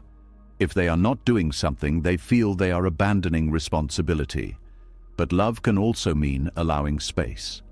It can mean trusting that someone is capable of finding their own strength. It can mean resisting the urge to rescue when rescue would only create dependency. Support does not always require intervention. There is wisdom in recognizing when a situation is asking for presence instead of solutions. Sometimes listening is more powerful than advice. Sometimes companionship is more healing than correction. Sometimes the best gift you can offer is your calm, steady attention. Presence communicates safety without imposing control. Non-interference also applies to your own inner life. When difficult emotions arise, the instinct is often to suppress them or replace them quickly with something more comfortable. But emotions, like weather, move through their own cycles. Trying to push them away too soon can prolong their presence. Allowing feelings to exist without immediate reaction creates space for understanding. Another dimension of this wisdom is recognizing when effort becomes obstruction. There are moments when pushing harder does not create progress, but resistance. Conversations that escalate because you insist on being understood. Projects that stall because you refuse to adjust direction. Relationships that strain because you try to manage every detail. Sometimes stepping back allows movement to resume. This stepping back can feel counterintuitive. It challenges the belief that constant activity is the path to resolution. But stillness often reveals information that action obscures. When you pause, patterns become visible. When you stop forcing, natural solutions emerge. Clarity prefers quiet over urgency. In nature, this principle appears everywhere. Water flows around obstacles instead of breaking itself against them. Trees bend in strong winds rather than resisting until they snap. Animals conserve energy until the moment it is truly needed. There is an intelligence in this restraint that humans often forget. Force is not always strength. Non-interference requires humility because it acknowledges that you do not see the entire picture. Your perspective is limited, shaped by personal experience and emotion. Acting too quickly assumes certainty where there may be none. Waiting allows hidden factors to surface. Patience becomes a form of wisdom. This approach also protects relationships from unnecessary strain. When you stop trying to control outcomes for others, tension decreases. People feel less judged, less pressured, more free to be honest. Trust grows because autonomy is respected. Freedom strengthens connection. There is also relief in not carrying responsibility for everything. Many people exhaust themselves trying to manage situations that are not theirs to solve. They worry about choices others make, paths others take, mistakes others repeat. Letting go of this burden does not mean you stop caring. It means you recognize the limits of your influence. Caring does not require control. Non-interference helps you conserve energy for what truly belongs to you. Your actions, your values, your responses. Instead of scattering your attention across countless external concerns, you focus on what you can actually shape. This creates a sense of groundedness and calm. Your life becomes more manageable. Another subtle benefit is that it reduces conflict with reality. When you interfere less, you resist less. You stop arguing with circumstances that cannot be changed immediately. You adapt instead of insisting. This adaptability allows you to move with life's currents rather than against them. Movement becomes smoother. There are moments when action is necessary, of course. Non-interference is not passivity. It is discernment, knowing when to step forward and when to step aside. It is the ability to sense whether your involvement will support or disrupt. Wisdom lies in this balance. You learn to ask gentle questions before acting. Is this mine to fix? Is intervention truly helpful, or is it driven by discomfort with uncertainty? Am I responding to the situation or to my own fear of inaction? These questions create space between impulse and decision. Over time, you notice that many problems resolve themselves when given time. Misunderstandings clear, emotions settle, perspectives shift. What felt urgent loses intensity. The world continues moving even without your interference. Trust grows from witnessing this process repeatedly. Non-interference also deepens self-trust. When you stop micromanaging life, you discover your ability to respond effectively when action truly matters. You are no longer drained by constant effort, so you can act with clarity and strength when needed. Energy becomes available for meaningful action. There is a quiet confidence that comes from this approach. You no longer panic when situations remain unresolved. You understand that resolution is not always immediate. You become comfortable with open-endedness, with allowing life to reveal its direction gradually. Uncertainty becomes less threatening. From a spiritual perspective, non-interference reflects faith in a larger order, not necessarily a predetermined plan, but a natural unfolding that does not require constant supervision. You participate in this unfolding rather than trying to dominate it. Participation feels lighter than control. As this wisdom settles, your daily life changes in subtle ways. You speak less but listen more.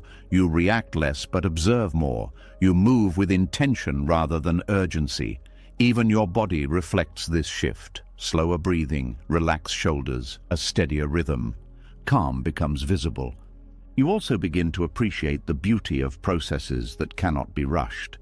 Healing, learning, reconciliation, personal transformation, these unfold over time. Interfering with them often delays progress rather than accelerating it. Respecting process is an act of patience. Eventually, you realize that non-interference is not about withdrawing from life, but about engaging with it more intelligently. It is choosing actions that align with reality rather than fighting against it.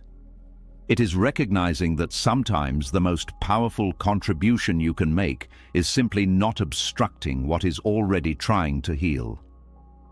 This realization feels like a deep exhale. From the perspective of surrender, non-interference completes the movement away from control. You are no longer trying to force outcomes, manage perceptions, rush timelines, or eliminate uncertainty. You are learning to trust the flow itself. Life becomes less like a battlefield and more like a landscape to walk through, and as you walk, you notice something unexpected. When you stop interfering unnecessarily, life feels more cooperative. Opportunities appear naturally. Conversations deepen without pressure. Solutions emerge without struggle. Harmony replaces resistance. You understand now that action has its place, but so does stillness. Intervention has its moment, but so does patience. Effort matters, but so does surrender. In this balance, wisdom lives. And for the first time, doing less no longer feels like neglect. It feels like alignment, a quiet agreement with life that you will act when action is needed and step aside when movement is already happening. In that agreement, peace continues to grow, steady and unforced, like a river that knows exactly where it is going without needing to be pushed. As you learn the quiet strength of stepping back and allowing life to move without constant interference, another chain begins to loosen, the need for approval. Even when you stop trying to control situations and people, there can still be a hidden dependence on how others judge your actions. A compliment can lift you higher than your own peace, and a criticism can pull you lower than your own understanding. It becomes clear that control does not only appear in actions, it also appears in how tightly you hold other people's opinions. A subtle vulnerability reveals itself here. What if your mood has been living at the mercy of voices outside you? Praise feels warm because it reassures the part of you that wants to be accepted. Blame feels sharp because it touches the fear of rejection. Both reactions are natural, but when they begin to define your sense of self, they become invisible chains. Your inner stability starts to depend on fluctuating verdicts that change from person to person and moment to moment. No human opinion is permanent. Detaching from praise and blame does not mean becoming cold or indifferent. It means recognizing that both approval and criticism are reflections of perspective, not absolute truth. People respond through the lens of their experiences, preferences, and expectations. What one person admires, another may dismiss. What one criticizes, another may value deeply. Trying to satisfy every viewpoint is an endless task. When you rely heavily on praise, you unconsciously start shaping your behavior to maintain it. You speak in ways that will be applauded. You hide parts of yourself that might provoke disagreement. You measure success by reactions instead of alignment with your values. Over time, authenticity erodes quietly. You become a performer instead of a participant in your own life. Blame creates a different distortion. When you fear criticism, you may hesitate to act at all. Decisions feel dangerous because they might be judged. Creativity shrinks because it invites evaluation. You second-guess yourself constantly, replaying interactions to analyze whether you were perceived correctly. Fear of blame limits possibility. Both praise and blame pull attention outward, away from the inner compass that guides your true direction. Instead of asking, "Is this right for me?" you begin asking, "How will this be received?" Life becomes a negotiation with imagined audiences. Detachment restores that inner reference point. Buddhist teachings often describe this as freedom from the 8 worldly winds: pleasure and pain, gain and loss, praise and blame, fame and disrepute. These forces move constantly, like weather patterns. If you try to control them, you exhaust yourself. If you learn to stand steady while they pass, peace becomes possible. You cannot stop the winds, but you can stop letting them carry you. Detachment from praise begins with noticing how pleasant feedback affects your body and mind. The warmth, the surge of energy, the desire for more. There is nothing wrong with enjoying appreciation, but awareness prevents dependency.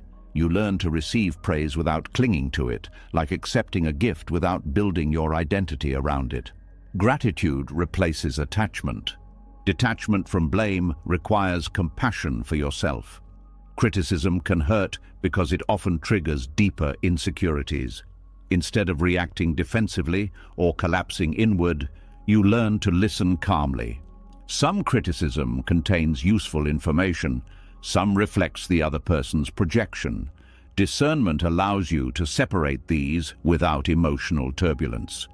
Wisdom grows through this balance. There is also freedom in accepting that you will be misunderstood at times, no matter how carefully you act. Different people prioritize different values. What seems generous to one may seem unnecessary to another. What feels honest to you may feel blunt to someone else. Trying to eliminate all negative judgments is impossible. Peace comes from accepting this reality. When you detach from external verdicts, motivation shifts. You act because something matters to you, not because it will earn recognition.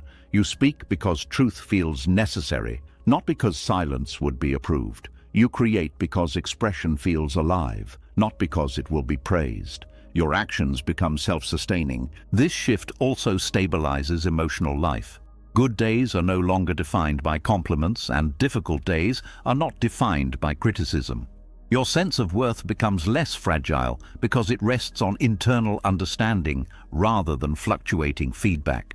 Stability replaces volatility. Relationships benefit from this detachment too. When you are not seeking constant validation, interactions become more genuine. You listen without secretly hoping for approval. You share honestly without crafting every sentence for acceptance. This authenticity invites deeper connection. Respect replaces performance. Another hidden benefit is resilience. When external verdicts lose their power, setbacks feel less personal. Failure becomes information rather than condemnation. You learn faster because you are not paralyzed by the fear of judgment. Growth accelerates when ego softens. Detachment also encourages humility.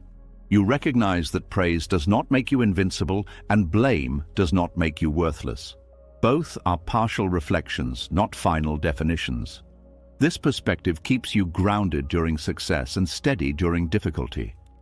Balance becomes natural.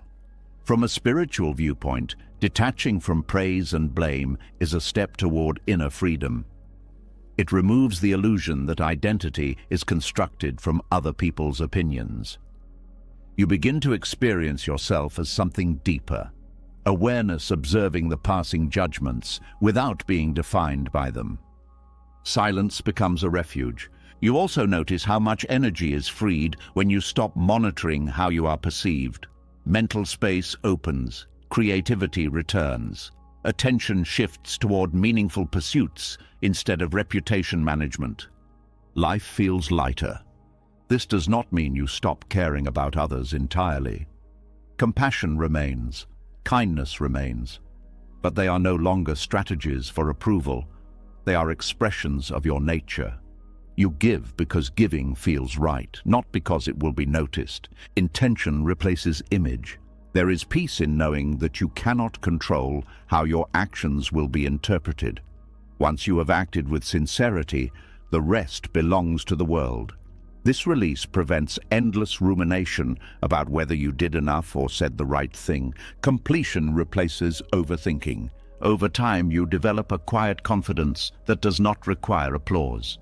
You trust your judgment because it is informed by reflection rather than reaction. You become less reactive to criticism because you know who you are beyond it. Self-knowledge becomes the foundation. Detachment from praise and blame also changes how you relate to success. Instead of chasing recognition, you focus on meaningful contribution. Instead of fearing failure, you see it as part of the process. Achievement becomes fulfilling in itself, not as a means to validation. Purpose replaces ego. As this wisdom deepens, external opinions lose their emotional charge. They become information rather than commands. You can consider them thoughtfully without surrendering your autonomy. Freedom grows quietly. From the perspective of surrender, this lesson completes another layer of release. You have stepped back from controlling outcomes, perceptions, timelines, and interference. Now you step back from the need for judgment to define you. Your peace becomes self-sustaining. Life continues to offer praise and blame, just as it offers pleasure and pain. But they no longer dictate your direction. They pass through your experience like weather across a landscape that remains unchanged beneath. You stand steady, and in that steadiness, a deep calm takes root. Not the fragile calm that depends on approval, but a grounded peace that comes from knowing you are living in alignment with what feels true. No verdict can give you that. No criticism can take it away. You move forward, guided by your own understanding, open to learning, but not captive to opinion, engaged with the world, but anchored within yourself. And in that quiet independence, surrender reveals its deepest gift, the freedom to be at peace regardless of how the world evaluates you. As external opinions lose their grip and your sense of self stops rising and falling with praise or blame, a deeper source of fatigue becomes visible, the constant effort to manage everything. Even without chasing approval, the mind can still try to supervise life itself, adjusting every detail, anticipating every problem, monitoring every possibility as if existence were a fragile machine that could collapse without your oversight. A quiet heaviness settles here. What if the exhaustion you carry is not from what you have lived through, but from trying to control what was never yours to run? Micromanaging reality begins subtly. It appears as attentiveness, as responsibility, as a desire to prevent mistakes. You replay conversations to make sure you said the right thing. You analyze future scenarios to avoid surprises. You check repeatedly whether plans are still on track. Each act feels reasonable on its own, but together they create a mental workload that never truly ends. The mind becomes a supervisor that never leaves the office. This constant monitoring drains energy because it keeps the nervous system in a state of alertness. Even when nothing is happening externally, internally there is activity, planning, adjusting, predicting, evaluating. Rest becomes difficult because the mind does not believe it is safe to stop. Fatigue accumulates without visible cause. There is a difference between thoughtful preparation and compulsive control. Preparation acknowledges uncertainty and then releases it. Control tries to eliminate uncertainty entirely.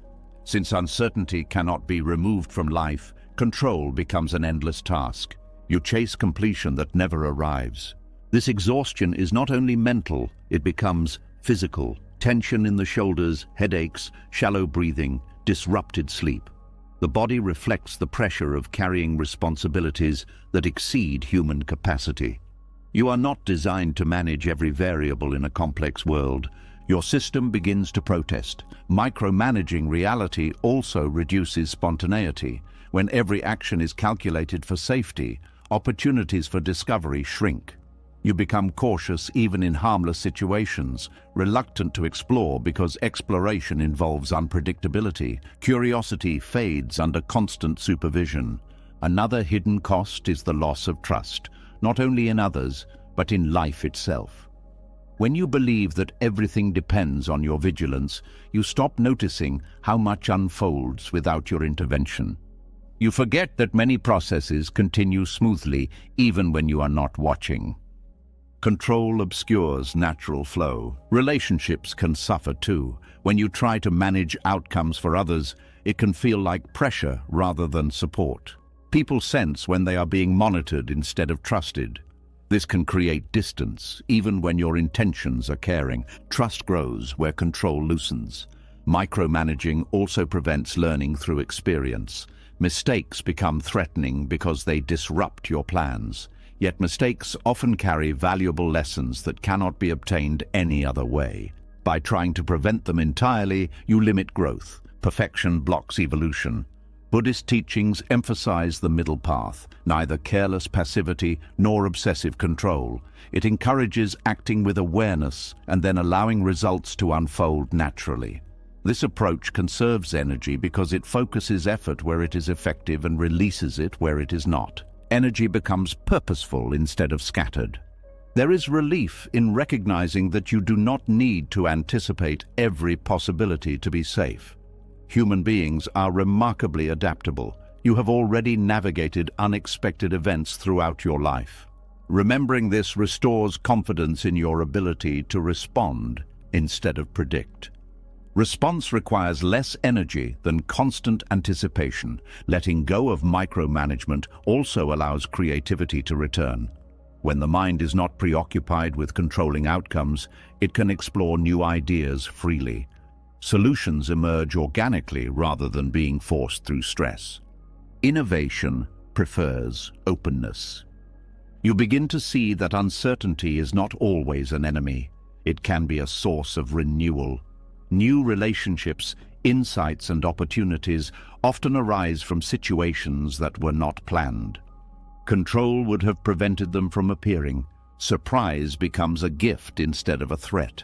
Another aspect of exhaustion comes from emotional micromanagement, trying to regulate how you feel at all times. When sadness appears, you try to replace it immediately. When anger surfaces, you suppress it. This constant editing of emotional life consumes energy and prevents authentic processing. Feelings settle more easily when allowed to move. Detaching from this internal control creates space for natural balance. Emotions rise and fall like waves, and without interference they often pass more quickly. You learn to ride them instead of resisting them. Acceptance restores vitality. Time also feels different when you stop micromanaging reality. Days no longer feel like tasks to complete, but experiences to move through. You notice details that were previously overshadowed by planning. The rhythm of your breath, the texture of your surroundings, the quiet between sounds. Presence replaces urgency. There is also humility in admitting that life does not revolve around your management. The world existed before you and will continue after you. This realization is not discouraging. It is liberating. You are free to participate without carrying the illusion of total responsibility. Participation feels lighter than control. As you release this burden, rest becomes possible again. Sleep deepens because the mind is not rehearsing tomorrow. Leisure feels genuine because it is not interrupted by guilt about unfinished monitoring. Your body begins to recover from chronic tension. Vital energy returns slowly but steadily.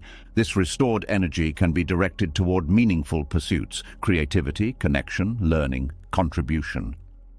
Instead of being consumed by maintenance of imagined threats, it becomes fuel for experiences that enrich your life. Life expands where energy flows freely. You also become more patient with yourself. Micromanagement often includes harsh self-criticism when things do not go as planned. Letting go softens this inner voice. You acknowledge mistakes without treating them as personal failures. Compassion replaces pressure. From a broader perspective, surrendering control aligns you with the natural rhythm of existence. Day follows night without supervision. Seasons change without intervention. Growth and decay occur simultaneously in every ecosystem. You are part of this rhythm, not separate from it. Harmony replaces struggle. This harmony is not passive. It is attentive without being anxious. You act when action is needed, rest when rest is possible, and trust the unfolding of events you cannot influence. Life becomes less like a problem to solve and more like a journey to experience. Peace grows in this perspective. The exhaustion of micromanaging reality fades when you realize that safety does not come from control, but from adaptability. You do not need to hold everything together.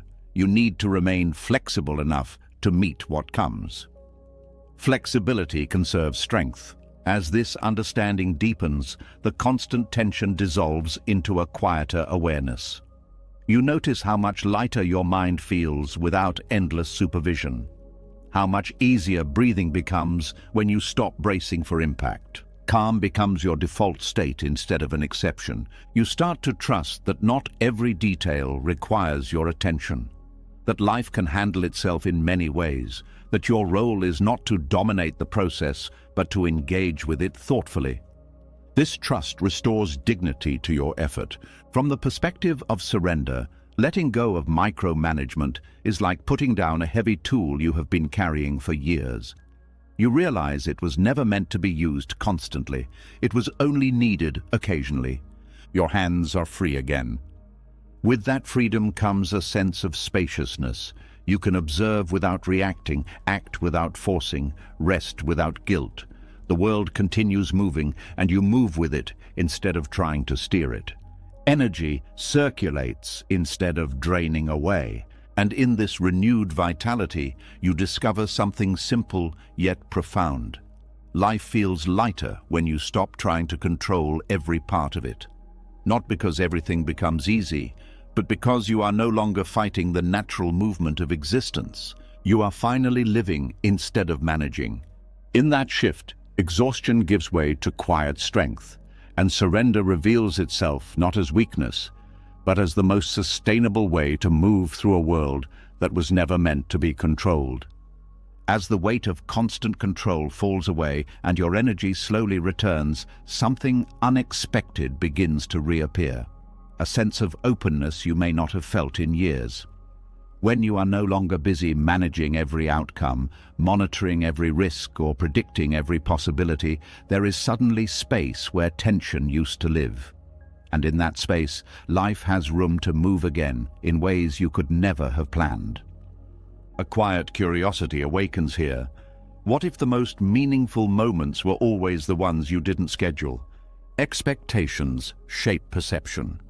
When you believe you already know how something will unfold, your mind stops paying attention. It filters out details that do not match the script you created. This is why life can start to feel repetitive even when circumstances change. You are not seeing what is new because you are looking for what is familiar. Letting go of expectations restores freshness to experience. Children naturally live this way. They approach ordinary things with fascination because they have not yet learned to categorize everything. A simple walk becomes an adventure. A new sound becomes a mystery. Nothing is taken for granted. As adults, the habit of prediction replaces this openness. We assume we know what tomorrow will feel like because it looks similar to yesterday. Wonder fades under certainty. Rediscovering surprise requires loosening the grip of anticipation. It means allowing events to reveal themselves before deciding how you feel about them. When you stop rushing ahead mentally, the present moment becomes richer. You notice subtleties, the tone in someone's voice, the pattern of light through a window, the way your mood shifts during the day. Awareness deepens when expectations soften. Surprise also carries humility. It reminds you that life is larger than your understanding. No matter how carefully you plan, there will always be elements you cannot predict. This is not a flaw in the system. It is what keeps existence dynamic. Uncertainty becomes a doorway instead of a threat. Many of the most meaningful connections in life happen unexpectedly. Friendships form from chance conversations. Opportunities arise from paths you did not intend to take. Insights appear during quiet moments rather than intense effort. These experiences feel significant precisely because they were not forced. Serendipity thrives in openness. When you release rigid expectations, disappointment decreases. Instead of comparing reality to an imagined ideal, you engage with what is actually present. This does not mean lowering standards. It means allowing room for different forms of fulfillment. Satisfaction becomes more accessible. There is also joy in discovering that life can still surprise you even after years of routine. A new interest emerges. A place you thought you understood reveals another side. A person you assumed you knew deeply shares something unexpected. These moments refresh the sense that life is still unfolding. Novelty rekindles vitality. Letting life surprise you also transforms challenges. When difficulties arise, they are no longer immediately labeled as negative. They become situations to explore, experiences that may contain lessons or opportunities not yet visible. This perspective reduces fear because it replaces certainty of failure with curiosity about outcome. Curiosity softens resistance. From a spiritual viewpoint, surprise is a reminder that existence is alive, not mechanical. It cannot be fully mapped or predicted because it is constantly changing. Participating in this living process requires flexibility rather than rigid control. Adaptability becomes a form of wisdom. You may also notice that creativity flourishes when expectations loosen. Without the pressure to produce a specific result, your mind experiments more freely. Ideas combine in new ways. Solutions appear where you previously saw only obstacles. Freedom fuels imagination. Relationships benefit as well. When you stop expecting people to behave according to fixed roles, you allow them to grow. Conversations become more interesting because you are listening instead of waiting for confirmation of what you already believe. You discover dimensions of others that surprise you. Connection deepens through openness. Letting life surprise you does not mean abandoning intention entirely. You can still set directions and pursue goals. The difference is that you remain receptive to adjustments along the way. You treat plans as guides rather than rigid instructions. Flexibility prevents frustration. There is peace in knowing that you do not need to anticipate every joy in order to experience it. Many beautiful moments arrive quietly, without announcement. They reveal themselves only to those who are present enough to notice. Presence becomes the gateway to wonder. This openness also changes how you relate to time. Instead of rushing toward future milestones, you begin to appreciate the unfolding process. Each stage holds something unique that cannot be repeated once it passes. Surprise often lives in these transitions. Life feels fuller when you stop skipping ahead. Another subtle shift occurs in how you experience yourself. Without the pressure to control outcomes or predict reactions, you become more spontaneous. You respond authentically instead of calculating responses in advance. This spontaneity feels alive, as if you are reconnecting with a part of yourself that had been waiting quietly. Authenticity restores joy. You may also find that gratitude increases. When good things happen unexpectedly, they feel like gifts rather than entitlements. Appreciation grows because you recognize that not everything is guaranteed. Gratitude amplifies happiness. Even ordinary moments become interesting again. A meal tastes richer when you are not distracted by planning. A conversation feels deeper when you are not rehearsing responses. A quiet evening holds peace when you are not thinking about what should happen next. Simplicity regains its beauty. Letting life surprise you requires trust. Trust that not knowing everything does not mean losing control, but gaining freedom. It is the trust that whatever arises can be met with awareness and resilience. Trust replaces vigilance. This trust also dissolves boredom. When you approach each day as an unfolding experience rather than a predictable routine, curiosity replaces monotony. You begin to look forward to what you cannot foresee. Anticipation shifts from anxiety to excitement. There is a sense of playfulness that returns as well. You allow yourself to explore without demanding productivity from every action. You follow interests simply because they feel engaging. This playfulness reconnects you with the joy of being alive. Play becomes a form of renewal. Over time, you realize that surprise is not rare. It was always present, hidden beneath expectations. Life has been offering new experiences continuously, but you were too focused on controlling outcomes to notice. Awareness reveals abundance. From the perspective of surrender, letting life surprise you is a natural extension of releasing control. When you stop forcing reality to match your plans, you create space for reality to offer something different, sometimes better than what you imagined. Possibility expands beyond prediction. This openness does not eliminate pain or difficulty, but it prevents life from feeling predetermined. Even during hard times, there can be unexpected kindness, insight, or growth. Surprise becomes a reminder that change is always possible.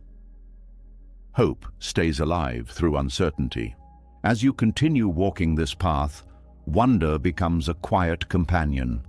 You begin to experience existence not as a problem to solve, but as a mystery to engage with. Each day carries the potential for something new, something meaningful, something unplanned. Life feels alive again, and in that aliveness you discover a gentle excitement, not the restless excitement of chasing outcomes, but the calm anticipation of participating in something larger than your expectations. You are no longer managing life, you are meeting it. In this meeting, surrender reveals another gift, the rediscovery of wonder, the simple yet profound joy of realizing that no matter how much you have seen, life still has the capacity to surprise you. And that quiet sense of wonder becomes a steady light, guiding you forward without pressure, without control, only with openness to whatever unfolds next. As wonder returns and life begins to feel alive again, another pattern quietly reveals itself, the habit of constant alertness. Even while rediscovering surprise and openness, there may still be a part of you scanning for danger, preparing for disappointment, watching carefully so nothing unexpected can hurt you. It becomes clear that surrender is not only about letting go of control over events, but also about loosening the grip of constant vigilance. A gentle question surfaces here. What if the exhaustion you feel comes from never allowing yourself to truly relax? Hypervigilance often begins as protection. At some point, staying alert may have helped you navigate uncertainty, avoid pain, or manage unpredictable situations. The mind learned to anticipate threats before they arrived. It learned to monitor tone of voice, facial expressions, subtle shifts in mood, environmental changes. This skill can be useful in difficult circumstances, but when it continues long after the danger has passed, it becomes a burden. Safety requires awareness, not permanent alarm. Living in a state of continuous monitoring keeps the nervous system activated. The body remains prepared for action even when no action is needed. Muscles stay tense. Breathing becomes shallow. Sleep feels light and easily interrupted. You wake up tired because rest was never complete. The body cannot heal while it believes it must stay ready. Releasing hypervigilance requires courage because it involves trusting that you can handle whatever happens without constant preparation. It means allowing uncertainty to exist without trying to neutralize it in advance. This can feel uncomfortable at first, like stepping into open space after years of holding on to railings. Freedom can feel unfamiliar before it feels peaceful. The mind may resist letting go, insisting that vigilance is necessary for survival. It presents scenarios of what could go wrong if you stop watching. But most of these scenarios are echoes of past experiences rather than reflections of present reality. Memory can masquerade as prediction. Learning to stop monitoring everything begins with small acts of trust, allowing silence without filling it, leaving tasks unfinished without anxiety, letting conversations end without replaying them mentally. Each of these moments teaches the nervous system that stillness is not dangerous. Calm becomes gradually believable. Another step is recognizing that not everything requires your attention. Many processes unfold independently. People solve their own problems, situations evolve, time resolves tensions. By observing how often things stabilize without your intervention, you begin to loosen the belief that your vigilance is essential. Life demonstrates its own resilience. Hypervigilance also limits emotional availability. When you are busy scanning for threats, it is difficult to be fully present for joy. Pleasant moments feel fragile because you are anticipating when they might end. You hesitate to relax into happiness because you fear losing it. Guarding against pain blocks pleasure. Letting down this guard allows warmth to enter more freely. Laughter feels deeper. Conversations feel lighter. Beauty becomes easier to notice. You are no longer dividing attention between the present moment and imagined future risks. Presence expands when fear recedes. There is also a profound relief in accepting that you cannot foresee every outcome. The mind often confuses prediction with safety, but true safety comes from adaptability. You have already survived unexpected situations before. Trusting this capacity reduces the need for constant monitoring. Confidence grows from remembered resilience. Relationships benefit as well. When you stop watching people for signs of disappointment or conflict, interactions become more natural. You listen without analyzing. You respond without rehearsing. Trust replaces suspicion. Connection thrives in relaxation. Hypervigilance can also create self-pressure. You feel responsible for maintaining stability at all times, as if a single mistake could unravel everything. This pressure erodes self-compassion and makes rest feel undeserved. Letting go restores gentleness toward yourself. From a Buddhist perspective, vigilance rooted in fear is a form of attachment to certainty, to control, to avoidance of pain. Releasing it is not about becoming careless, but about recognizing that clinging to safety creates its own suffering. Peace comes from balance, not extremes. Practices like mindful breathing can help retrain the nervous system. Slow, deliberate breaths signal that immediate danger is not present. Over time, this simple act can reduce the intensity of alertness and create a sense of groundedness. The body learns safety through repetition. You may also find comfort in widening your attention instead of narrowing it. Instead of focusing on potential threats, notice neutral or pleasant details around you. Sounds, textures, colors. This shift reminds the brain that the environment contains more than danger. Awareness becomes expansive rather than defensive. Stopping the habit of monitoring everything also involves accepting vulnerability. Absolute safety does not exist. Trying to eliminate all risk prevents authentic living. When you accept that some uncertainty will always remain, the need for constant surveillance diminishes. Courage replaces illusion. There is strength in allowing yourself to be at ease, even when outcomes are not guaranteed. This strength is quiet, steady, and sustainable. It does not depend on controlling circumstances, but on trusting your ability to respond.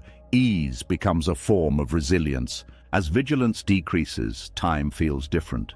Moments stretch instead of rushing past.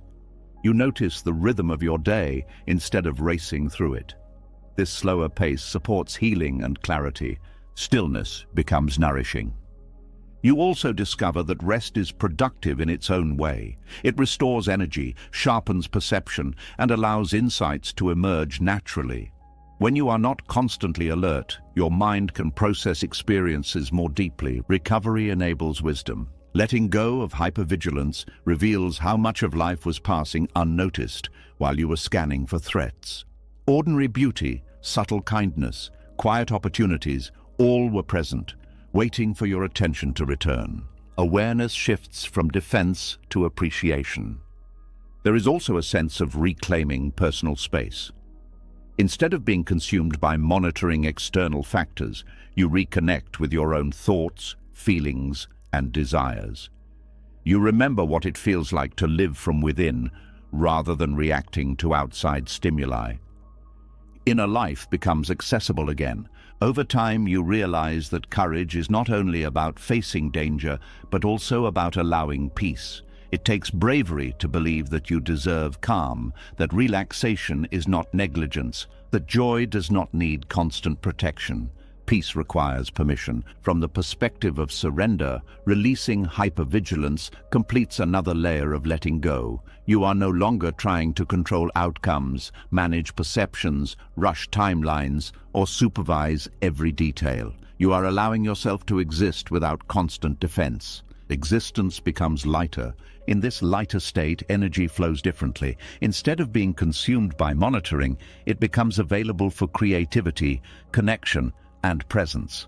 Life feels less like a series of potential threats and more like a field of experiences. Openness replaces tension. You begin to trust that vigilance can be reserved for moments when it is truly needed, not maintained as a permanent state. This selective awareness is far more sustainable and far less exhausting. Wisdom replaces habit, and as this trust deepens, the body finally relaxes in ways it may not have for years. Breathing slows, shoulders soften, sleep deepens. A quiet sense of safety emerges from within rather than being imposed from outside. Security becomes internal. In that quiet safety, you discover a profound freedom, the freedom to live without constantly looking over your shoulder, the freedom to experience the present without calculating future risks, the freedom to rest without guilt. You are no longer guarding life, you are living it. And in that shift, surrender reveals another truth. Courage is not only found in action, but in the willingness to stop watching for danger and allow peace to enter without resistance.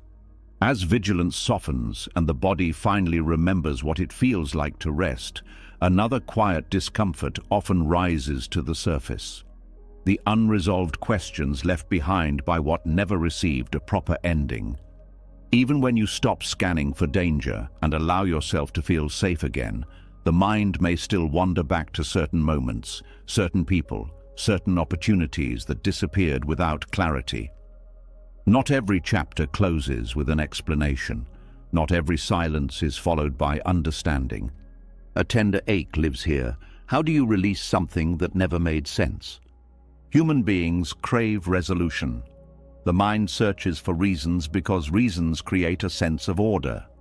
When something ends without explanation, it leaves a gap that logic cannot fill. You replay conversations, revisit decisions, analyze tiny details, hoping to discover the missing piece that will finally settle the discomfort. Unanswered questions echo louder than painful truths.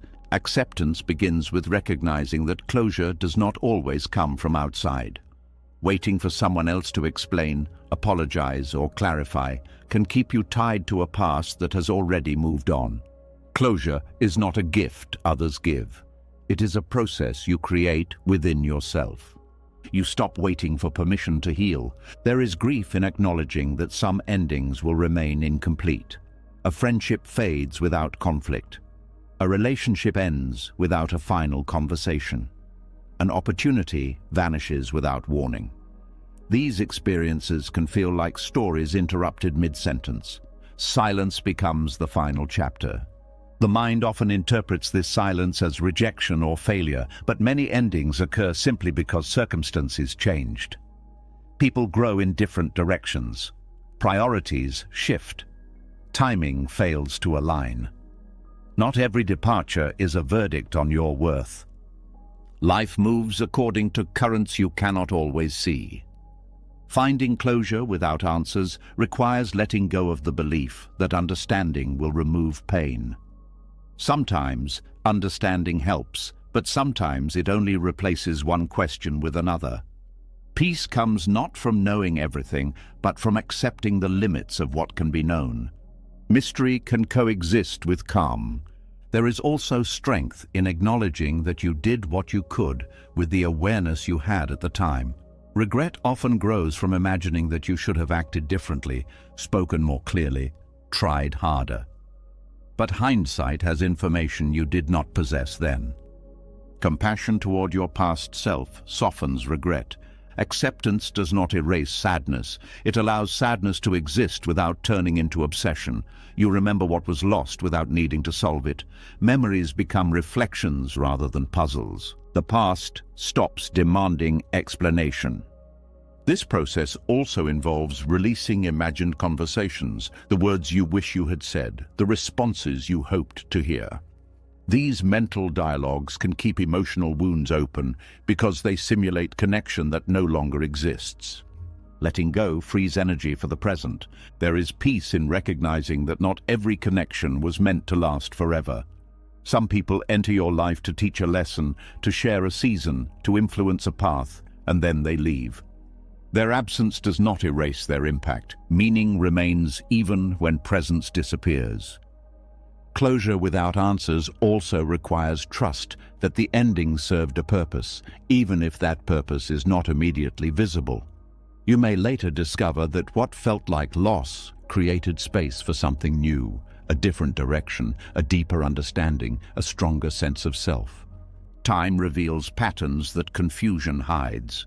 Another part of acceptance is allowing yourself to feel what was left unsaid.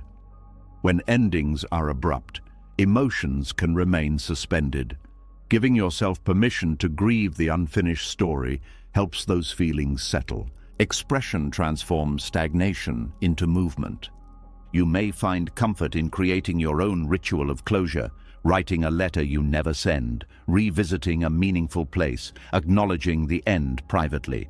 These acts symbolize completion even when no external ceremony occurred. Symbolic endings support emotional release. It also helps to remember that explanations do not always satisfy. Even when reasons are given, they may not align with your experience. People interpret events differently, and their version of the story may not bring peace. Understanding is not the same as agreement. Acceptance grows when you shift focus from why it happened to how you will move forward. The future does not depend on resolving the past perfectly. It depends on your willingness to keep living despite uncertainty. Movement creates new meaning. There is freedom in deciding that unanswered questions no longer control your emotional state. You acknowledge their presence but refuse to let them define your identity or limit your possibilities. You reclaim authorship of your story. Closure also deepens self-trust. When you stop searching for external explanations, you begin listening to your own understanding. You recognize patterns, values, and boundaries that guide future choices. Insight replaces confusion. From a Buddhist perspective, attachment to certainty is another form of suffering. The desire for clear answers can keep the mind trapped in analysis instead of allowing it to rest. Releasing this attachment opens space for peace. Stillness replaces interrogation. As acceptance settles, memories lose their sharp edges. They become part of your narrative rather than disruptions to it. You can recall what happened without being pulled back into emotional turmoil. Integration replaces fragmentation. You also discover that closure is not a single moment, but a gradual process. Some days the absence feels distant. Other days it resurfaces unexpectedly. Patience with this rhythm prevents frustration with your own healing. Healing moves at its own pace. There is humility in admitting that life will always contain unanswered questions. This humility makes you gentler with yourself and others. You stop expecting perfect clarity from a world that is constantly changing. Expectations soften into acceptance. Letting go of the need for explanation also restores curiosity about what lies ahead. Instead of being anchored to what ended, your attention shifts toward what is emerging. New experiences begin to fill the space left behind. Possibility replaces fixation. Relationships benefit from this shift too.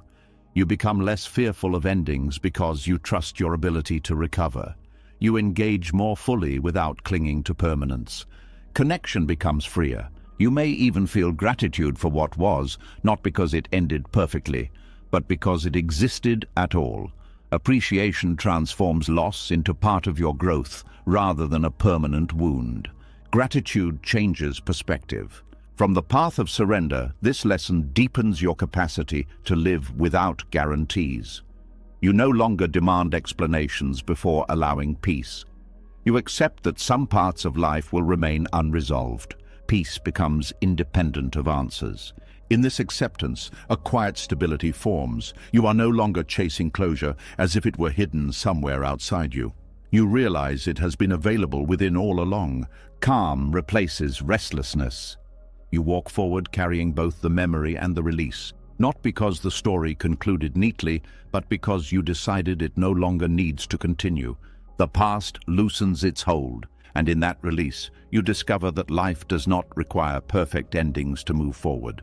It only asks that you keep moving, keep breathing, keep allowing new chapters to begin, even when the previous one faded without explanation. You are no longer waiting for answers. You are living beyond the question. In that quiet continuation, surrender reveals another gentle truth. Sometimes, closure is simply the moment you stop needing the door to reopen and start walking toward the light that was already ahead of you. As the need for answers loosens and you step forward without demanding explanations from the past, another quiet realization begins to take shape. Not every obstacle must be pushed through. and not every closed door must be forced open. There is a different kind of power that appears when you stop trying to break resistance and instead learn to move with it. After learning to live without certainty, the heart becomes ready to understand something even deeper. A surprising truth begins to unfold. What if strength was never meant to feel hard? For most of life, force is praised. You are taught to fight for what you want, to push through discomfort, to prove your determination by how much pressure you can apply. Effort becomes the measure of seriousness. Struggle becomes a badge of honor. Yet this constant pushing creates tension not only in the body, but in the spirit. You begin to associate progress with exhaustion. Yielding offers a different path. Softness is often misunderstood as weakness because it does not create noise. It does not demand attention. It does not insist on being seen. Yet in nature, the most enduring forms are not rigid, but flexible. Water flows around obstacles and eventually shapes stone. Wind bends trees that would otherwise snap. The soft survives where the hard breaks. Adaptability becomes the true form of resilience. Yielding does not mean surrendering your values or abandoning your intentions. It means adjusting your approach when resistance makes force ineffective. It is the wisdom of stepping aside when confrontation would only create more conflict. It is the awareness that timing matters as much as effort. Movement can be gentle and still be purposeful. In relationships, this softness can transform communication. Instead of escalating arguments by insisting on being right, you allow space for emotions to settle. Instead of defending every point, you listen for what is beneath the words. Yielding reduces tension because it removes the need to dominate. Understanding replaces victory. This approach also protects your energy. Force consumes resources quickly, leaving you drained even when you succeed.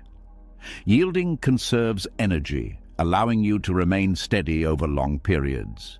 It is not about immediate results, but sustainable movement. Endurance comes from balance, not intensity. There is also dignity in choosing peace over proving strength. When you no longer need to win every confrontation, you free yourself from unnecessary battles. Your worth stops depending on dominance.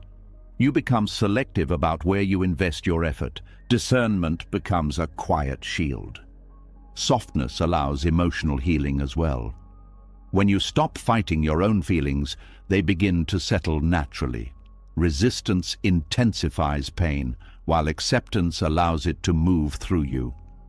Yielding to your inner experience creates space for transformation. Compassion replaces self-judgment. Another aspect of this strength is patience. Force seeks immediate results, but many processes unfold slowly.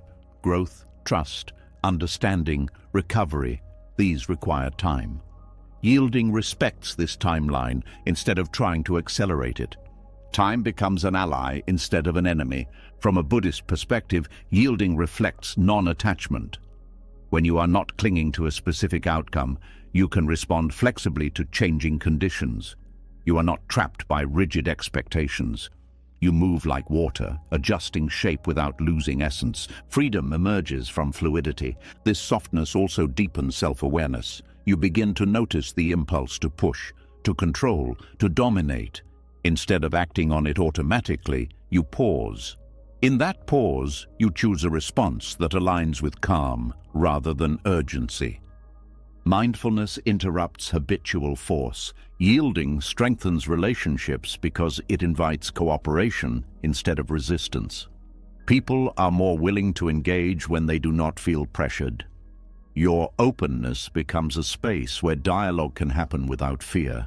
Connection thrives in safety. There is humility in recognizing that you do not need to impose your will on every situation. Life continues moving even when you step back. Others contribute, circumstances evolve, solutions emerge collectively rather than individually. Shared effort replaces solitary struggle. Softness also encourages creativity. When you are not fixated on a single path, alternative possibilities become visible. You experiment, explore, adapt. Force narrows vision, yielding widens it. Innovation grows from openness. You may notice that yielding reduces internal conflict as well. The mind stops arguing with reality. Instead of insisting that things should be different, you work with what exists. This alignment reduces stress and creates a sense of flow. Harmony replaces friction. Yielding can feel uncomfortable at first because it challenges the identity built around toughness. You may fear being taken advantage of or appearing passive. But true softness includes boundaries. It is gentle without being submissive, flexible without being directionless. Strength becomes quiet and stable. This quiet strength is difficult to provoke because it does not rely on pride. Insults lose their power because you are not trying to defend an image. Pressure loses its urgency because you are not trying to prove anything. Calm becomes unshakable. Yielding also allows you to recover from setbacks more quickly. Instead of resisting what happened, you adjust. You learn from the experience without clinging to disappointment. Adaptation shortens the distance between failure and growth. Resilience becomes efficient. There is beauty in realizing that softness does not erase determination, it refines it. You still care deeply about what matters, but you pursue it with patience and awareness rather than aggression. Your energy becomes focused instead of scattered. Purpose moves steadily. From the perspective of surrender, yielding completes the movement away from control.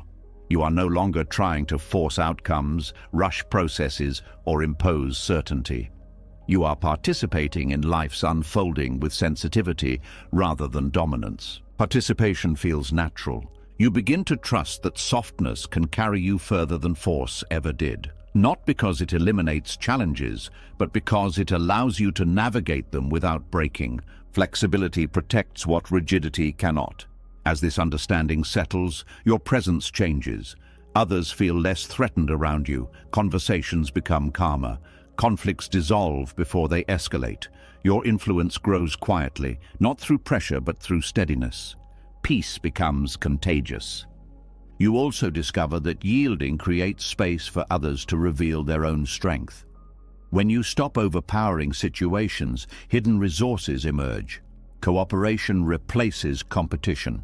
Collective growth becomes possible. There is serenity in knowing that you do not need to fight constantly to exist with dignity. You can stand firm in your values while remaining gentle in your approach.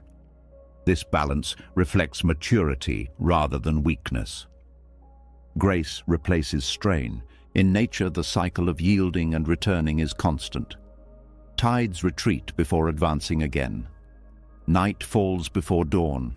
Rest follows effort. Recognizing this rhythm allows you to align with it instead of resisting it. Life becomes cyclical rather than linear. Yielding also deepens spiritual understanding. It reveals that control was never the source of safety. Connection was. When you soften, you reconnect with the flow of existence that was always supporting you. Trust replaces isolation.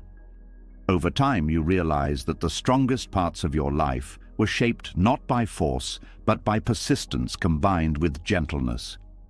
Relationships that endured, skills that matured, insights that deepened, all developed through steady care rather than pressure. Growth prefers nourishment to coercion. As you continue walking forward, softness becomes a companion rather than a strategy. You no longer switch between aggression and exhaustion. You remain centered, responsive, calm. Balance becomes your natural state, and in that balance, surrender reveals one of its deepest teachings. Yielding is not giving up. It is choosing a path that preserves your energy, your peace, and your humanity, while still allowing progress. Softness endures because it adapts. Force fades because it cannot. You move through life no longer as someone pushing against the current, but as someone carried by it, guiding your direction gently without trying to overpower the flow.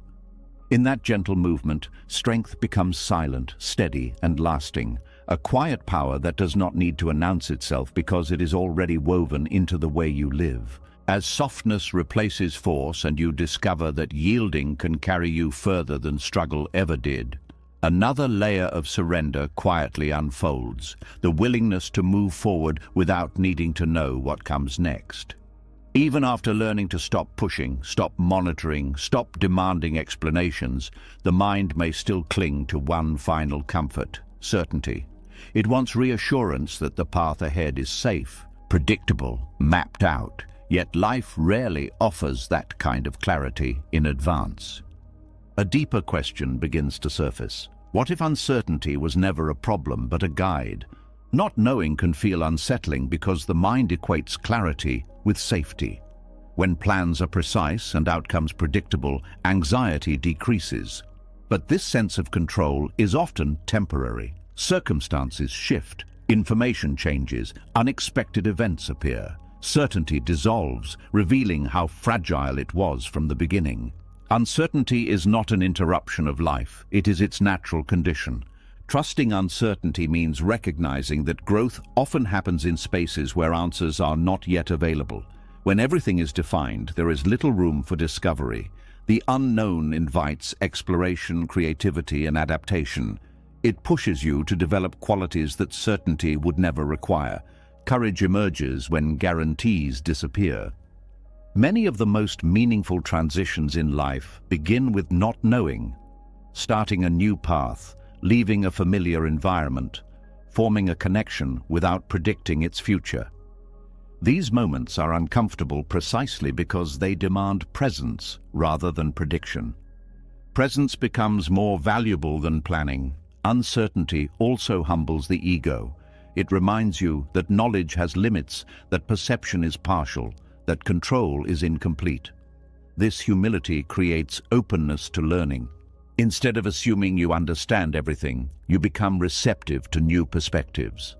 Wisdom grows from curiosity. There is intelligence in uncertainty because it prevents stagnation.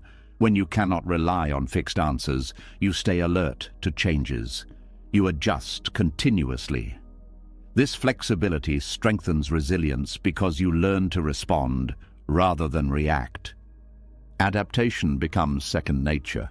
From a spiritual perspective, uncertainty dissolves attachment to outcomes. When the future is unclear, you focus more on how you move through the present. Your attention shifts from destination to direction, from results to intentions. Meaning is found in the journey.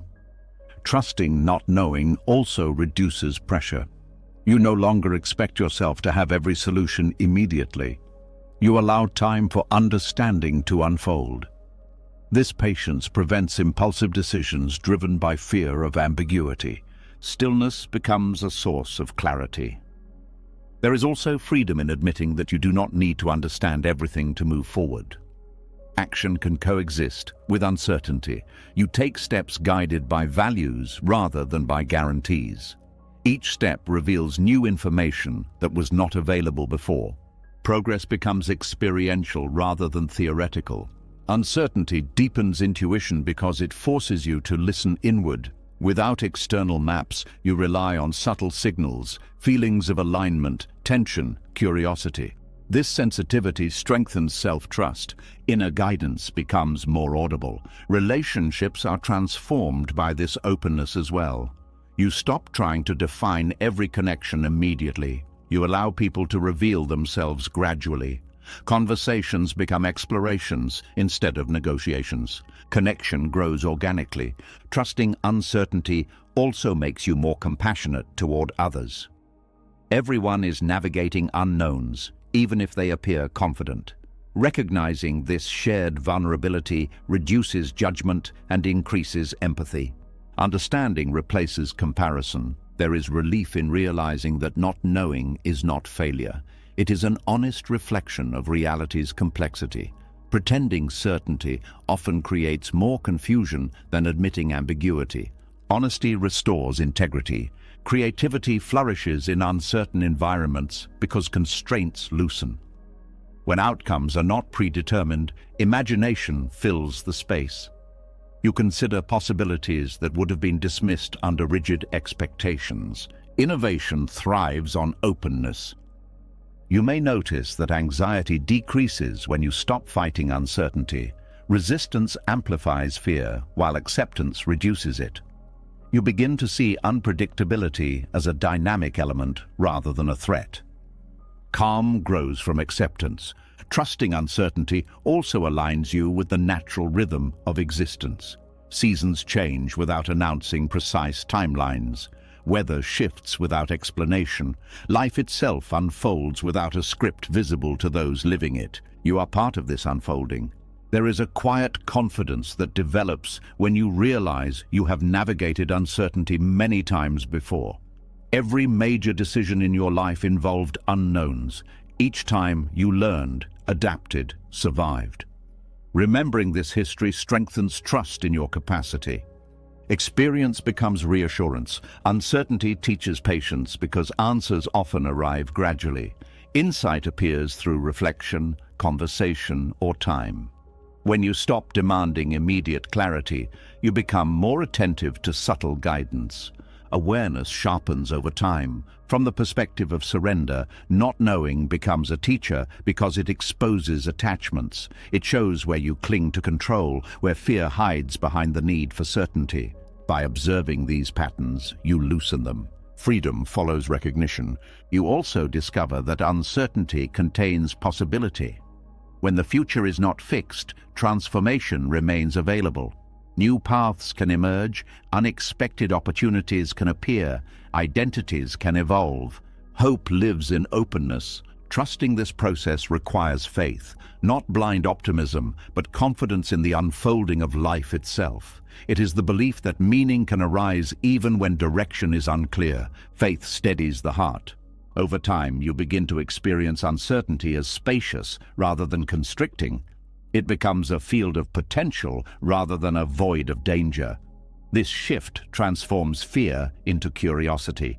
Curiosity energizes exploration. There is also humility in accepting that certainty is often an illusion.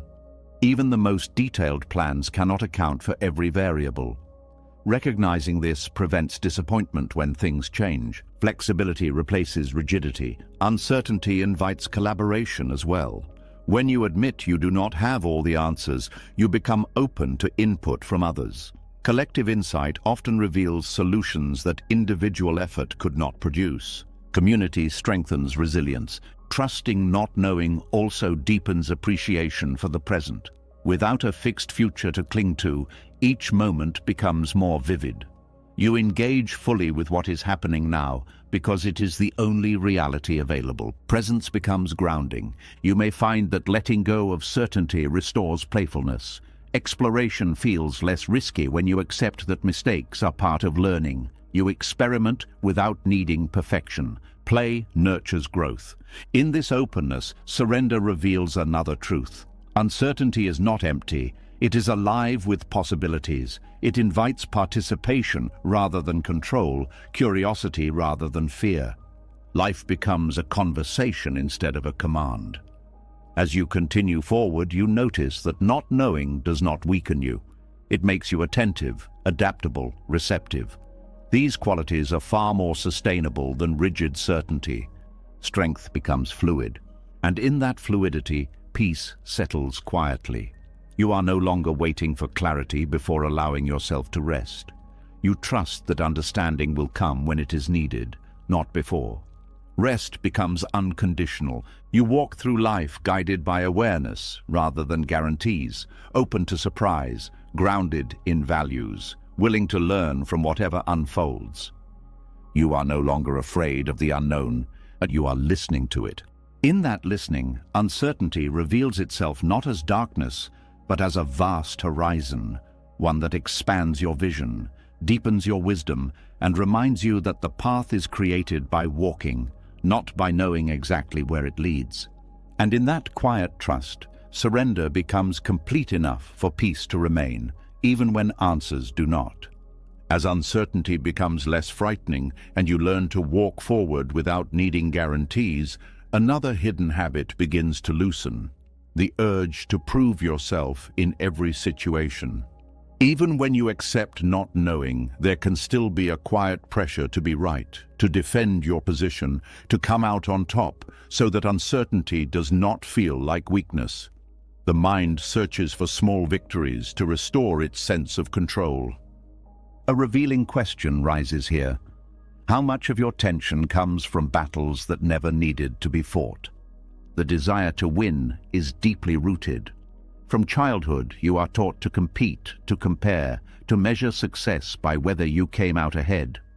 This mindset can be useful in certain contexts, but when it extends into every conversation, every disagreement, every misunderstanding, it transforms daily life into a series of contests. Peace becomes impossible when everything is a competition. Winning often brings temporary satisfaction, but leaves subtle consequences. Relationships can strain because the other person feels diminished. Conversations turn into debates instead of exchanges. You may succeed in proving a point, but lose closeness, trust, or mutual respect. Victory without connection feels hollow. There is also exhaustion in constantly preparing arguments, defending opinions, anticipating criticism. The mind stays alert for threats to identity, as if disagreement were an attack rather than a difference in perspective. Defensiveness drains emotional energy. Releasing the need to win begins with recognizing that not all situations require resolution. Some disagreements reflect different experiences rather than errors that must be corrected. Allowing those differences to exist without forcing agreement reduces tension immediately. Acceptance replaces persuasion. Choosing peace over victory does not mean abandoning your values. It means prioritizing harmony when the outcome of the conflict will not change what truly matters. You learn to ask whether being right will improve the situation or simply satisfy pride. Discernment guides response. Many arguments escalate because both sides seek validation rather than understanding. When you step out of that pattern, the dynamic changes. The conversation loses its competitive edge and becomes an opportunity to learn instead of dominate. Curiosity softens confrontation. There is humility in admitting that you may not have the full picture. Even strong convictions benefit from openness to new information. This humility reduces the urgency to win because it acknowledges that understanding evolves. Wisdom grows through flexibility. Letting go of victory also protects your inner calm. When your peace does not depend on outcomes, disagreements lose their emotional charge. You can listen without feeling threatened, speak without aggression, and walk away without resentment. Stability becomes internal. From a Buddhist perspective, attachment to winning is another form of clinging to identity, reputation, control. Releasing it frees the mind from cycles of comparison and competition. Contentment replaces rivalry. Choosing peace also strengthens relationships because it demonstrates respect. Others feel heard rather than defeated. This respect encourages openness and reduces the likelihood of future conflict. Trust grows where pride recedes. You may notice that when you stop trying to win, conversations become more meaningful. Without the need to defend, you can explore ideas together. Solutions often emerge naturally when both sides feel safe. Collaboration replaces opposition. Releasing victory reduces regret as well. Words spoken in the heat of argument often linger long after the disagreement ends. By stepping back before escalation, you prevent damage that cannot easily be repaired. Restraint preserves dignity. There is also freedom in allowing misunderstandings to exist without correcting them immediately. Not everyone needs to see you accurately for your life to remain meaningful. Trying to control perception creates unnecessary stress. Authenticity does not require approval. Choosing peace can feel unfamiliar at first because it challenges the identity built around strength. Society often equates assertiveness with dominance. Yet true strength includes the ability to step back when conflict serves no purpose. Maturity expresses itself through restraint. You begin to recognize that some battles are distractions from what truly matters. Time and energy spent proving small points could be directed toward growth, creativity, or connection. Focus shifts toward meaning. Letting go of victory also dissolves the fear of losing. When you are not invested in winning, you are free to participate without anxiety. Failure becomes information rather than humiliation. Confidence grows without comparison. There is serenity in understanding that your worth does not increase with every win or decrease with every loss. Identity becomes independent of outcomes. Self-respect replaces validation. As this perspective deepens, compassion expands. You see that others are also driven by their need to be heard, to feel significant, to protect their identity. Recognizing this reduces judgment and fosters empathy. Empathy transforms conflict. You may also discover that peace has a subtle influence. When you remain calm in situations that typically escalate, others often mirror that calm. Your restraint becomes an invitation for harmony. Presence shapes atmosphere. Choosing peace over victory aligns with surrender because it acknowledges that control over others' opinions or behavior is limited. You focus on your response rather than their reaction. Responsibility returns to where it belongs. This shift reduces the emotional cost of interaction. Conversations become less draining because they no longer carry the weight of proving something. You engage for understanding, not validation. Interaction becomes lighter. Releasing the need to win also opens space for forgiveness. When pride softens, grudges lose their foundation. You become willing to let go of past conflicts that once defined your relationships. Forgiveness restores freedom. From a broader perspective, life itself is not a contest. It is a series of experiences that shape awareness. Measuring each moment by whether you prevailed obscures the richness of simply participating.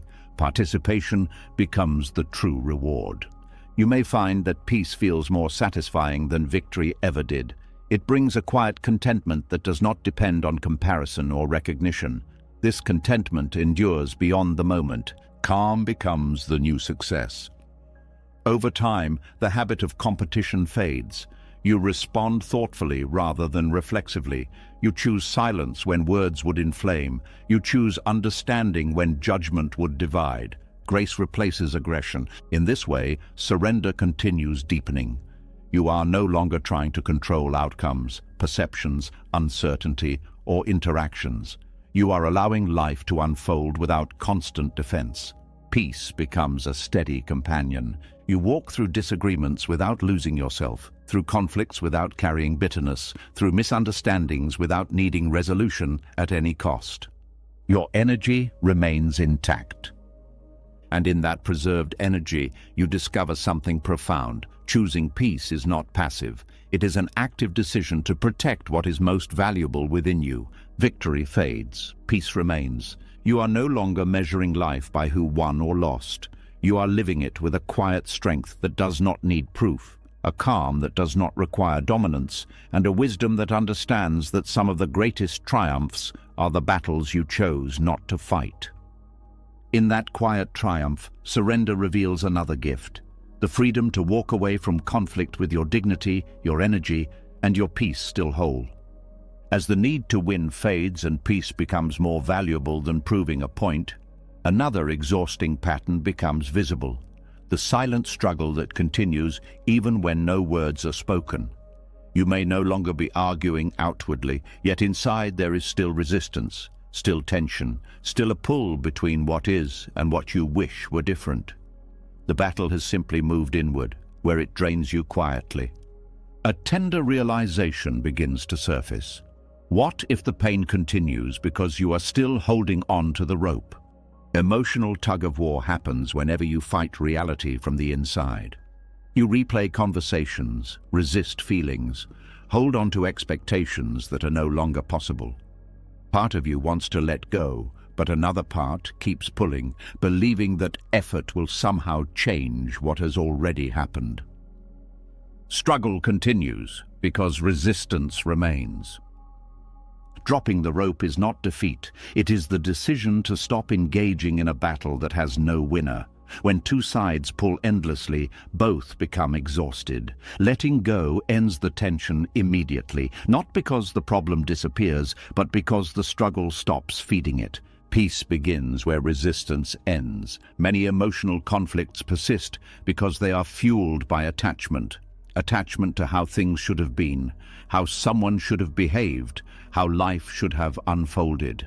The mind clings to an alternate version of reality, refusing to accept the present one. Acceptance dissolves imaginary battles. Letting go requires courage because it feels like giving up control. You may fear that if you stop pulling, you will lose something important, your dignity, your hopes, your sense of justice. But often what you lose is only the illusion that you can rewrite the past. Freedom replaces illusion. Emotional tug-of-war also happens in relationships when both sides try to change each other. Each person pulls in their own direction, hoping the other will yield first. The tension builds until connection becomes strained. Understanding emerges when pulling stops. Dropping the rope in this context means allowing others to be as they are, even if you disagree. It does not mean approving harmful behavior. It means recognizing that forcing change rarely produces genuine transformation. Influence grows through patience, not pressure. Internally, this surrender softens self-conflict as well. You stop fighting parts of yourself that feel uncomfortable, anger, sadness, fear. Instead of trying to eliminate them, you allow them to exist without acting on them. This reduces their intensity naturally. Emotions settle when not resisted. There is also relief in acknowledging that you cannot control how others feel about you. Trying to manage their perceptions keeps you trapped in invisible tension. Releasing that responsibility allows you to breathe again. Authenticity replaces performance. Dropping the rope frees attention for what you can influence: your actions, your responses, your direction. Energy that was trapped in resistance becomes available for growth. Energy flows where struggle stops. From a Buddhist perspective, this is the practice of non-clinging. Suffering arises when you grasp tightly at experiences, identities, or expectations. Letting go does not erase what happened. It removes the friction between reality and desire. Harmony replaces friction. You may notice that peace feels unfamiliar at first. Without the tension you have grown accustomed to, there is a quiet emptiness. This emptiness is not loss. It is space. Space for healing, creativity, and new possibilities. Space invites renewal. There is wisdom in realizing that not every emotion needs resolution. Some feelings fade simply because time passes and attention shifts. Intervening constantly can prolong what would otherwise dissolve naturally.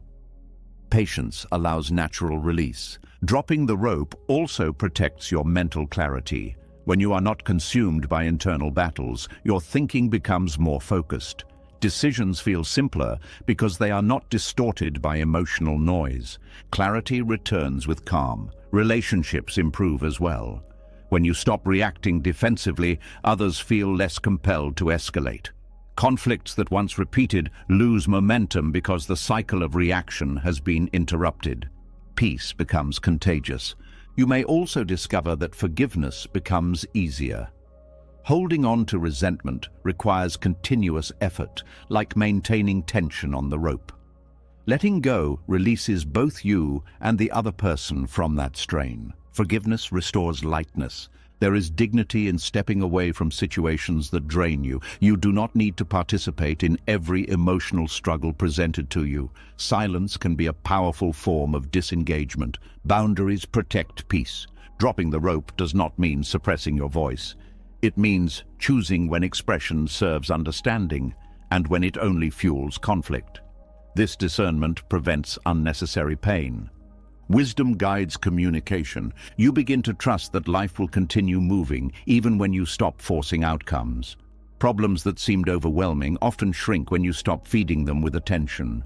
Perspective widens through distance. This surrender also deepens self-respect. You show yourself that your peace matters more than being right, more than being understood immediately, more than holding on to grievances. Inner security grows. Over time, the habit of struggle weakens. You notice tension sooner and release it faster. Emotional recovery becomes quicker because you no longer cling to the conflict. Resilience becomes effortless. From the path of surrender, dropping the rope is a turning point. It marks the shift from fighting life to flowing with it. You stop measuring strength by how much pressure you can withstand, and start measuring it by how easily you can release. Soft strength replaces rigid endurance. There is also joy in discovering how much lighter life feels without constant resistance. Moments that once felt heavy become manageable. You move through experiences instead of getting stuck in them. Lightness becomes natural. You realize that peace was never hidden, it was simply buried under layers of struggle. Removing those layers reveals what was always there. Calm was waiting beneath tension. As this understanding settles, you become less reactive to triggers that once consumed you. Words, actions, or memories that used to pull you into conflict lose their grip. Freedom replaces reactivity. You walk through situations with a sense of spaciousness, aware that you can engage without becoming entangled. This awareness creates a buffer between stimulus and response. Choice replaces impulse. In that space, compassion arises naturally, for yourself and for others who are still pulling their ropes, unaware that they can let go. You recognize the shared human struggle and respond with patience rather than judgment. Empathy softens perception. And in this quiet compassion, surrender reveals another truth. You do not need to resolve every tension to live peacefully. You only need to stop feeding it. The battle ends when participation ends. You are no longer pulled in every direction by emotions, expectations, or memories. You stand steady, not because life is calm, but because you have stopped fighting its currents. Stability replaces struggle. In that steadiness, a profound relief emerges, the relief of realizing that peace was never about winning the tug-of-war. It was about putting the rope down and walking away with your energy intact. You are no longer exhausted, you are free. And in that freedom, surrender becomes complete enough for joy to return quietly, without effort, without struggle, simply because nothing is pulling against it anymore. As the rope falls from your hands and the struggle finally quiets, another layer of tension becomes visible, not in your relationships, not in your circumstances, but inside your own mind. Even when you stop fighting life externally, thoughts can continue pulling you back into conflict. They replay old scenes, predict future problems, judge your actions, question your worth. The noise does not come from the world anymore, it comes from within. A subtle discovery begins here. What if the mind is loud, not because it is wise, but because it is used to being obeyed? Thoughts often present themselves as commands rather than suggestions. They tell you to worry, to doubt, to react, to defend. Because they appear automatically, it is easy to assume they are true or necessary. But many thoughts are simply echoes of past experiences, fears, or habits. They arise without intention and disappear if not fed. Not every thought deserves your attention. Watching thoughts without obeying them creates distance between awareness and reaction. Instead of being swept away by every idea that appears, you observe it as you would watch clouds moving across the sky. Some are dark, some are light, but none are permanent. Awareness becomes the stable ground beneath mental weather. Mental control loops form when thoughts trigger emotions, emotions trigger more thoughts, and the cycle repeats. Worry leads to more worry, self-criticism leads to more self-criticism. The loop continues because it is reinforced by attention. Attention fuels repetition. Breaking this cycle begins with noticing without participating. When a negative thought arises, you acknowledge it without following it to its conclusion. You let it pass instead of arguing with it or believing it. Silence interrupts the pattern. This practice does not eliminate thoughts. It changes your relationship with them. You stop treating them as instructions and start seeing them as mental events. Just as a sound can occur without demanding action, a thought can appear without controlling behavior. Freedom grows through observation. There is relief in realizing that you are not the content of your mind. You are the awareness in which thoughts appear. This shift transforms identity from something fragile to something spacious. You become the observer, not the storm. Watching thoughts also reveals how repetitive they are. The same concerns return in different forms, as if the mind is trying to solve problems that cannot be resolved through thinking alone. Recognizing this repetition reduces its authority. Familiarity weakens illusion. From a Buddhist perspective, this practice is called mindfulness, observing the mind without attachment. It teaches that thoughts are not enemies to defeat, but movements to witness. Resistance creates tension, while observation creates calm. Acceptance dissolves conflict. You may notice that some thoughts lose intensity when seen clearly.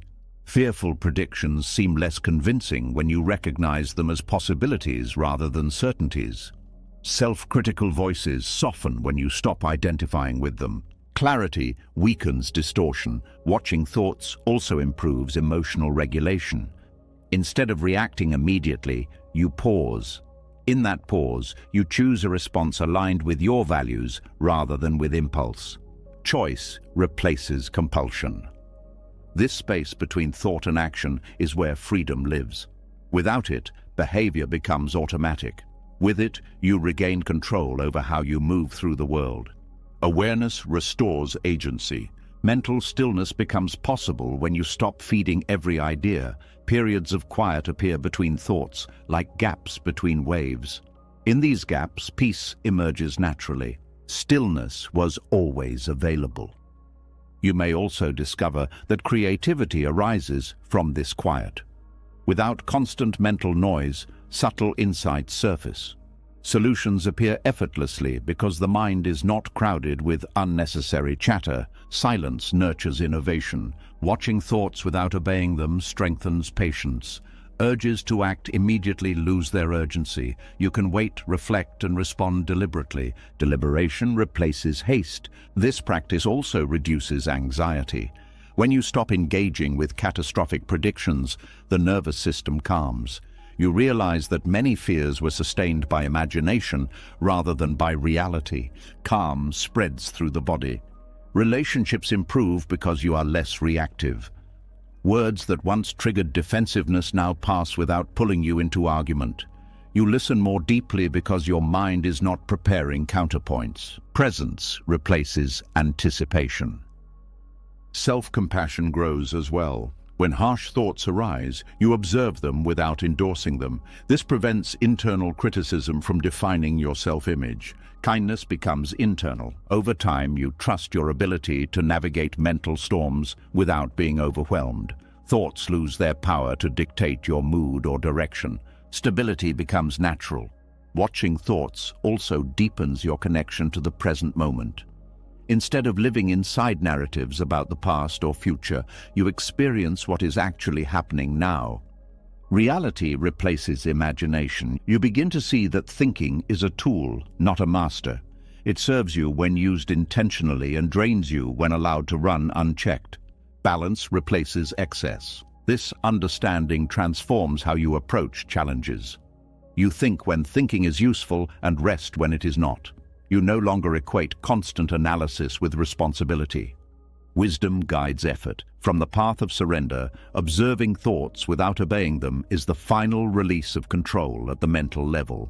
You stop trying to control outcomes externally and stop being controlled internally.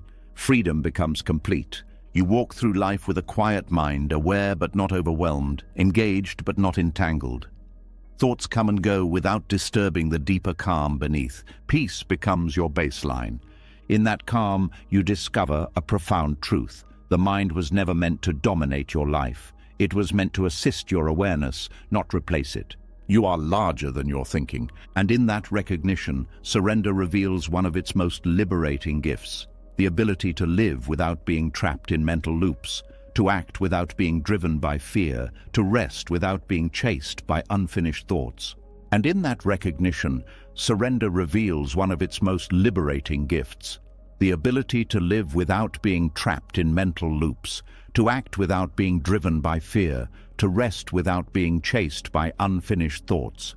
You are no longer pulled by every idea that appears. You are watching, choosing, and living with clarity.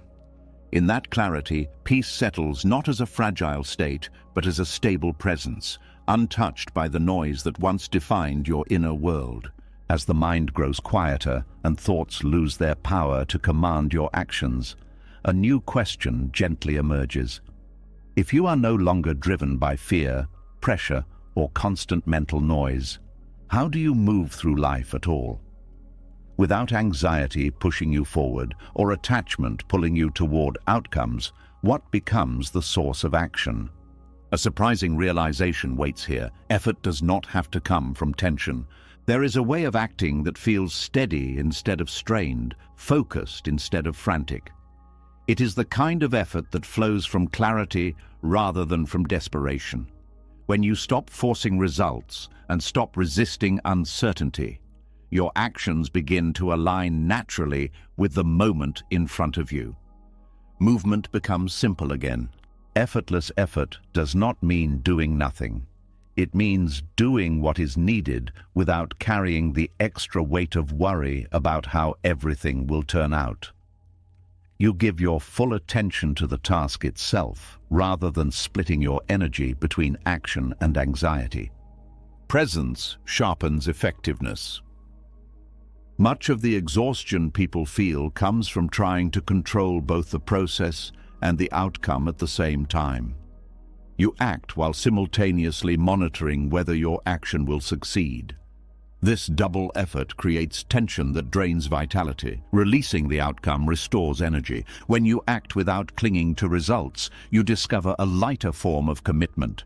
You still care deeply about what you are doing, but your sense of worth is not tied to how it ends. Success brings gratitude, failure brings learning, and neither defines you completely. Stability replaces emotional swings. From a Buddhist perspective, this is the balance between intention and attachment. You set a direction based on values and compassion, then allow reality to shape the outcome. You participate fully without demanding control. Participation becomes the goal. Effortless effort also requires trust. Trust that sincere action has meaning even when results are uncertain. This trust removes the fear that paralyzes many decisions. You move forward because the step itself matters. Courage grows from acceptance. There is a calm confidence in working this way.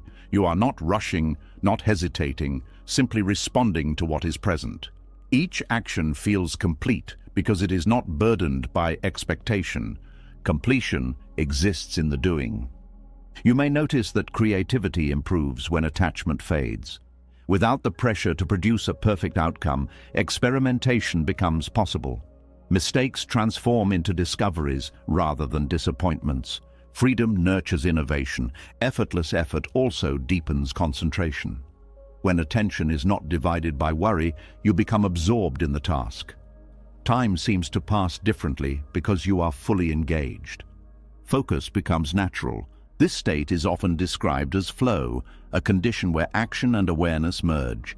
In flow there is effort, but it feels smooth rather than forced. You are neither pushing nor holding back.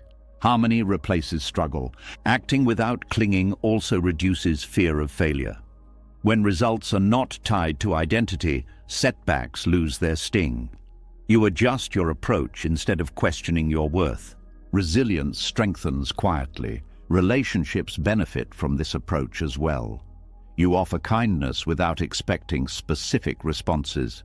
Communicate honestly without demanding agreement. Support others without trying to control their journey. Generosity becomes unconditional.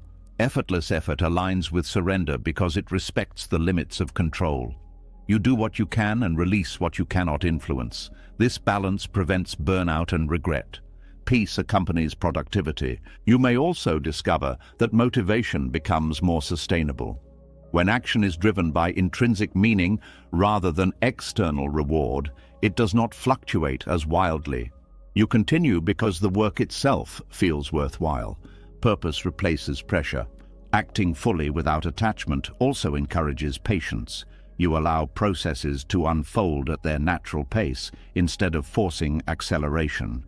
This patience improves outcomes because it respects timing. Timing becomes an ally. There is humility in acknowledging that you cannot foresee all consequences. By releasing the need for certainty, you remain open to adjustments. Flexibility becomes a strength rather than a compromise. Adaptability ensures progress. Effortless effort transforms how you approach challenges. Instead of reacting with frustration, you respond with curiosity. Obstacles become information rather than barriers. Learning replaces resistance. You begin to notice that life itself operates through this principle. Nature grows without hurry, yet achieves everything. Seasons change without forcing themselves. Rivers flow without striving. You are part of the same rhythm.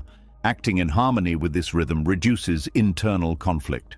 You stop comparing your pace to others and focus on what is appropriate for your path. This comparison-free approach protects your peace. Contentment replaces urgency. Effortless effort also clarifies priorities. When you are not chasing every possible outcome, you choose actions that align with what truly matters. This selectivity prevents dispersion of energy. Clarity guides commitment. There is also joy in experiencing action as expression rather than obligation. You work, create, or help others not to prove something, but to share what is alive within you. Expression becomes fulfillment. This way of living dissolves the illusion that peace and productivity are opposites. You can be deeply active while remaining calm. You can strive without strain. Balance becomes sustainable. Over time, your relationship with effort transforms. You no longer measure dedication by how much you suffer. Instead, you recognize that ease can coexist with discipline. Ease becomes strength. Effortless effort also nurtures gratitude. When you focus on the process rather than the result, you appreciate small moments of progress. Each step feels meaningful. Gratitude enriches experience. You may find that letting go of results makes achievements more satisfying, not less. Because you are not obsessing over them, their arrival feels like a gift rather than a necessity. Joy replaces relief. From the path of surrender, this paradox reveals the deepest freedom. You can act wholeheartedly while remaining emotionally unbound. You engage with life fully without becoming trapped by it. Engagement becomes liberation. In this state, peace and action no longer conflict. You move with clarity, rest without guilt, contribute without exhaustion. Your energy circulates instead of depleting. Vitality becomes steady. You walk through life participating rather than controlling, creating rather than forcing, responding rather than resisting. The future remains open, but the present feels complete.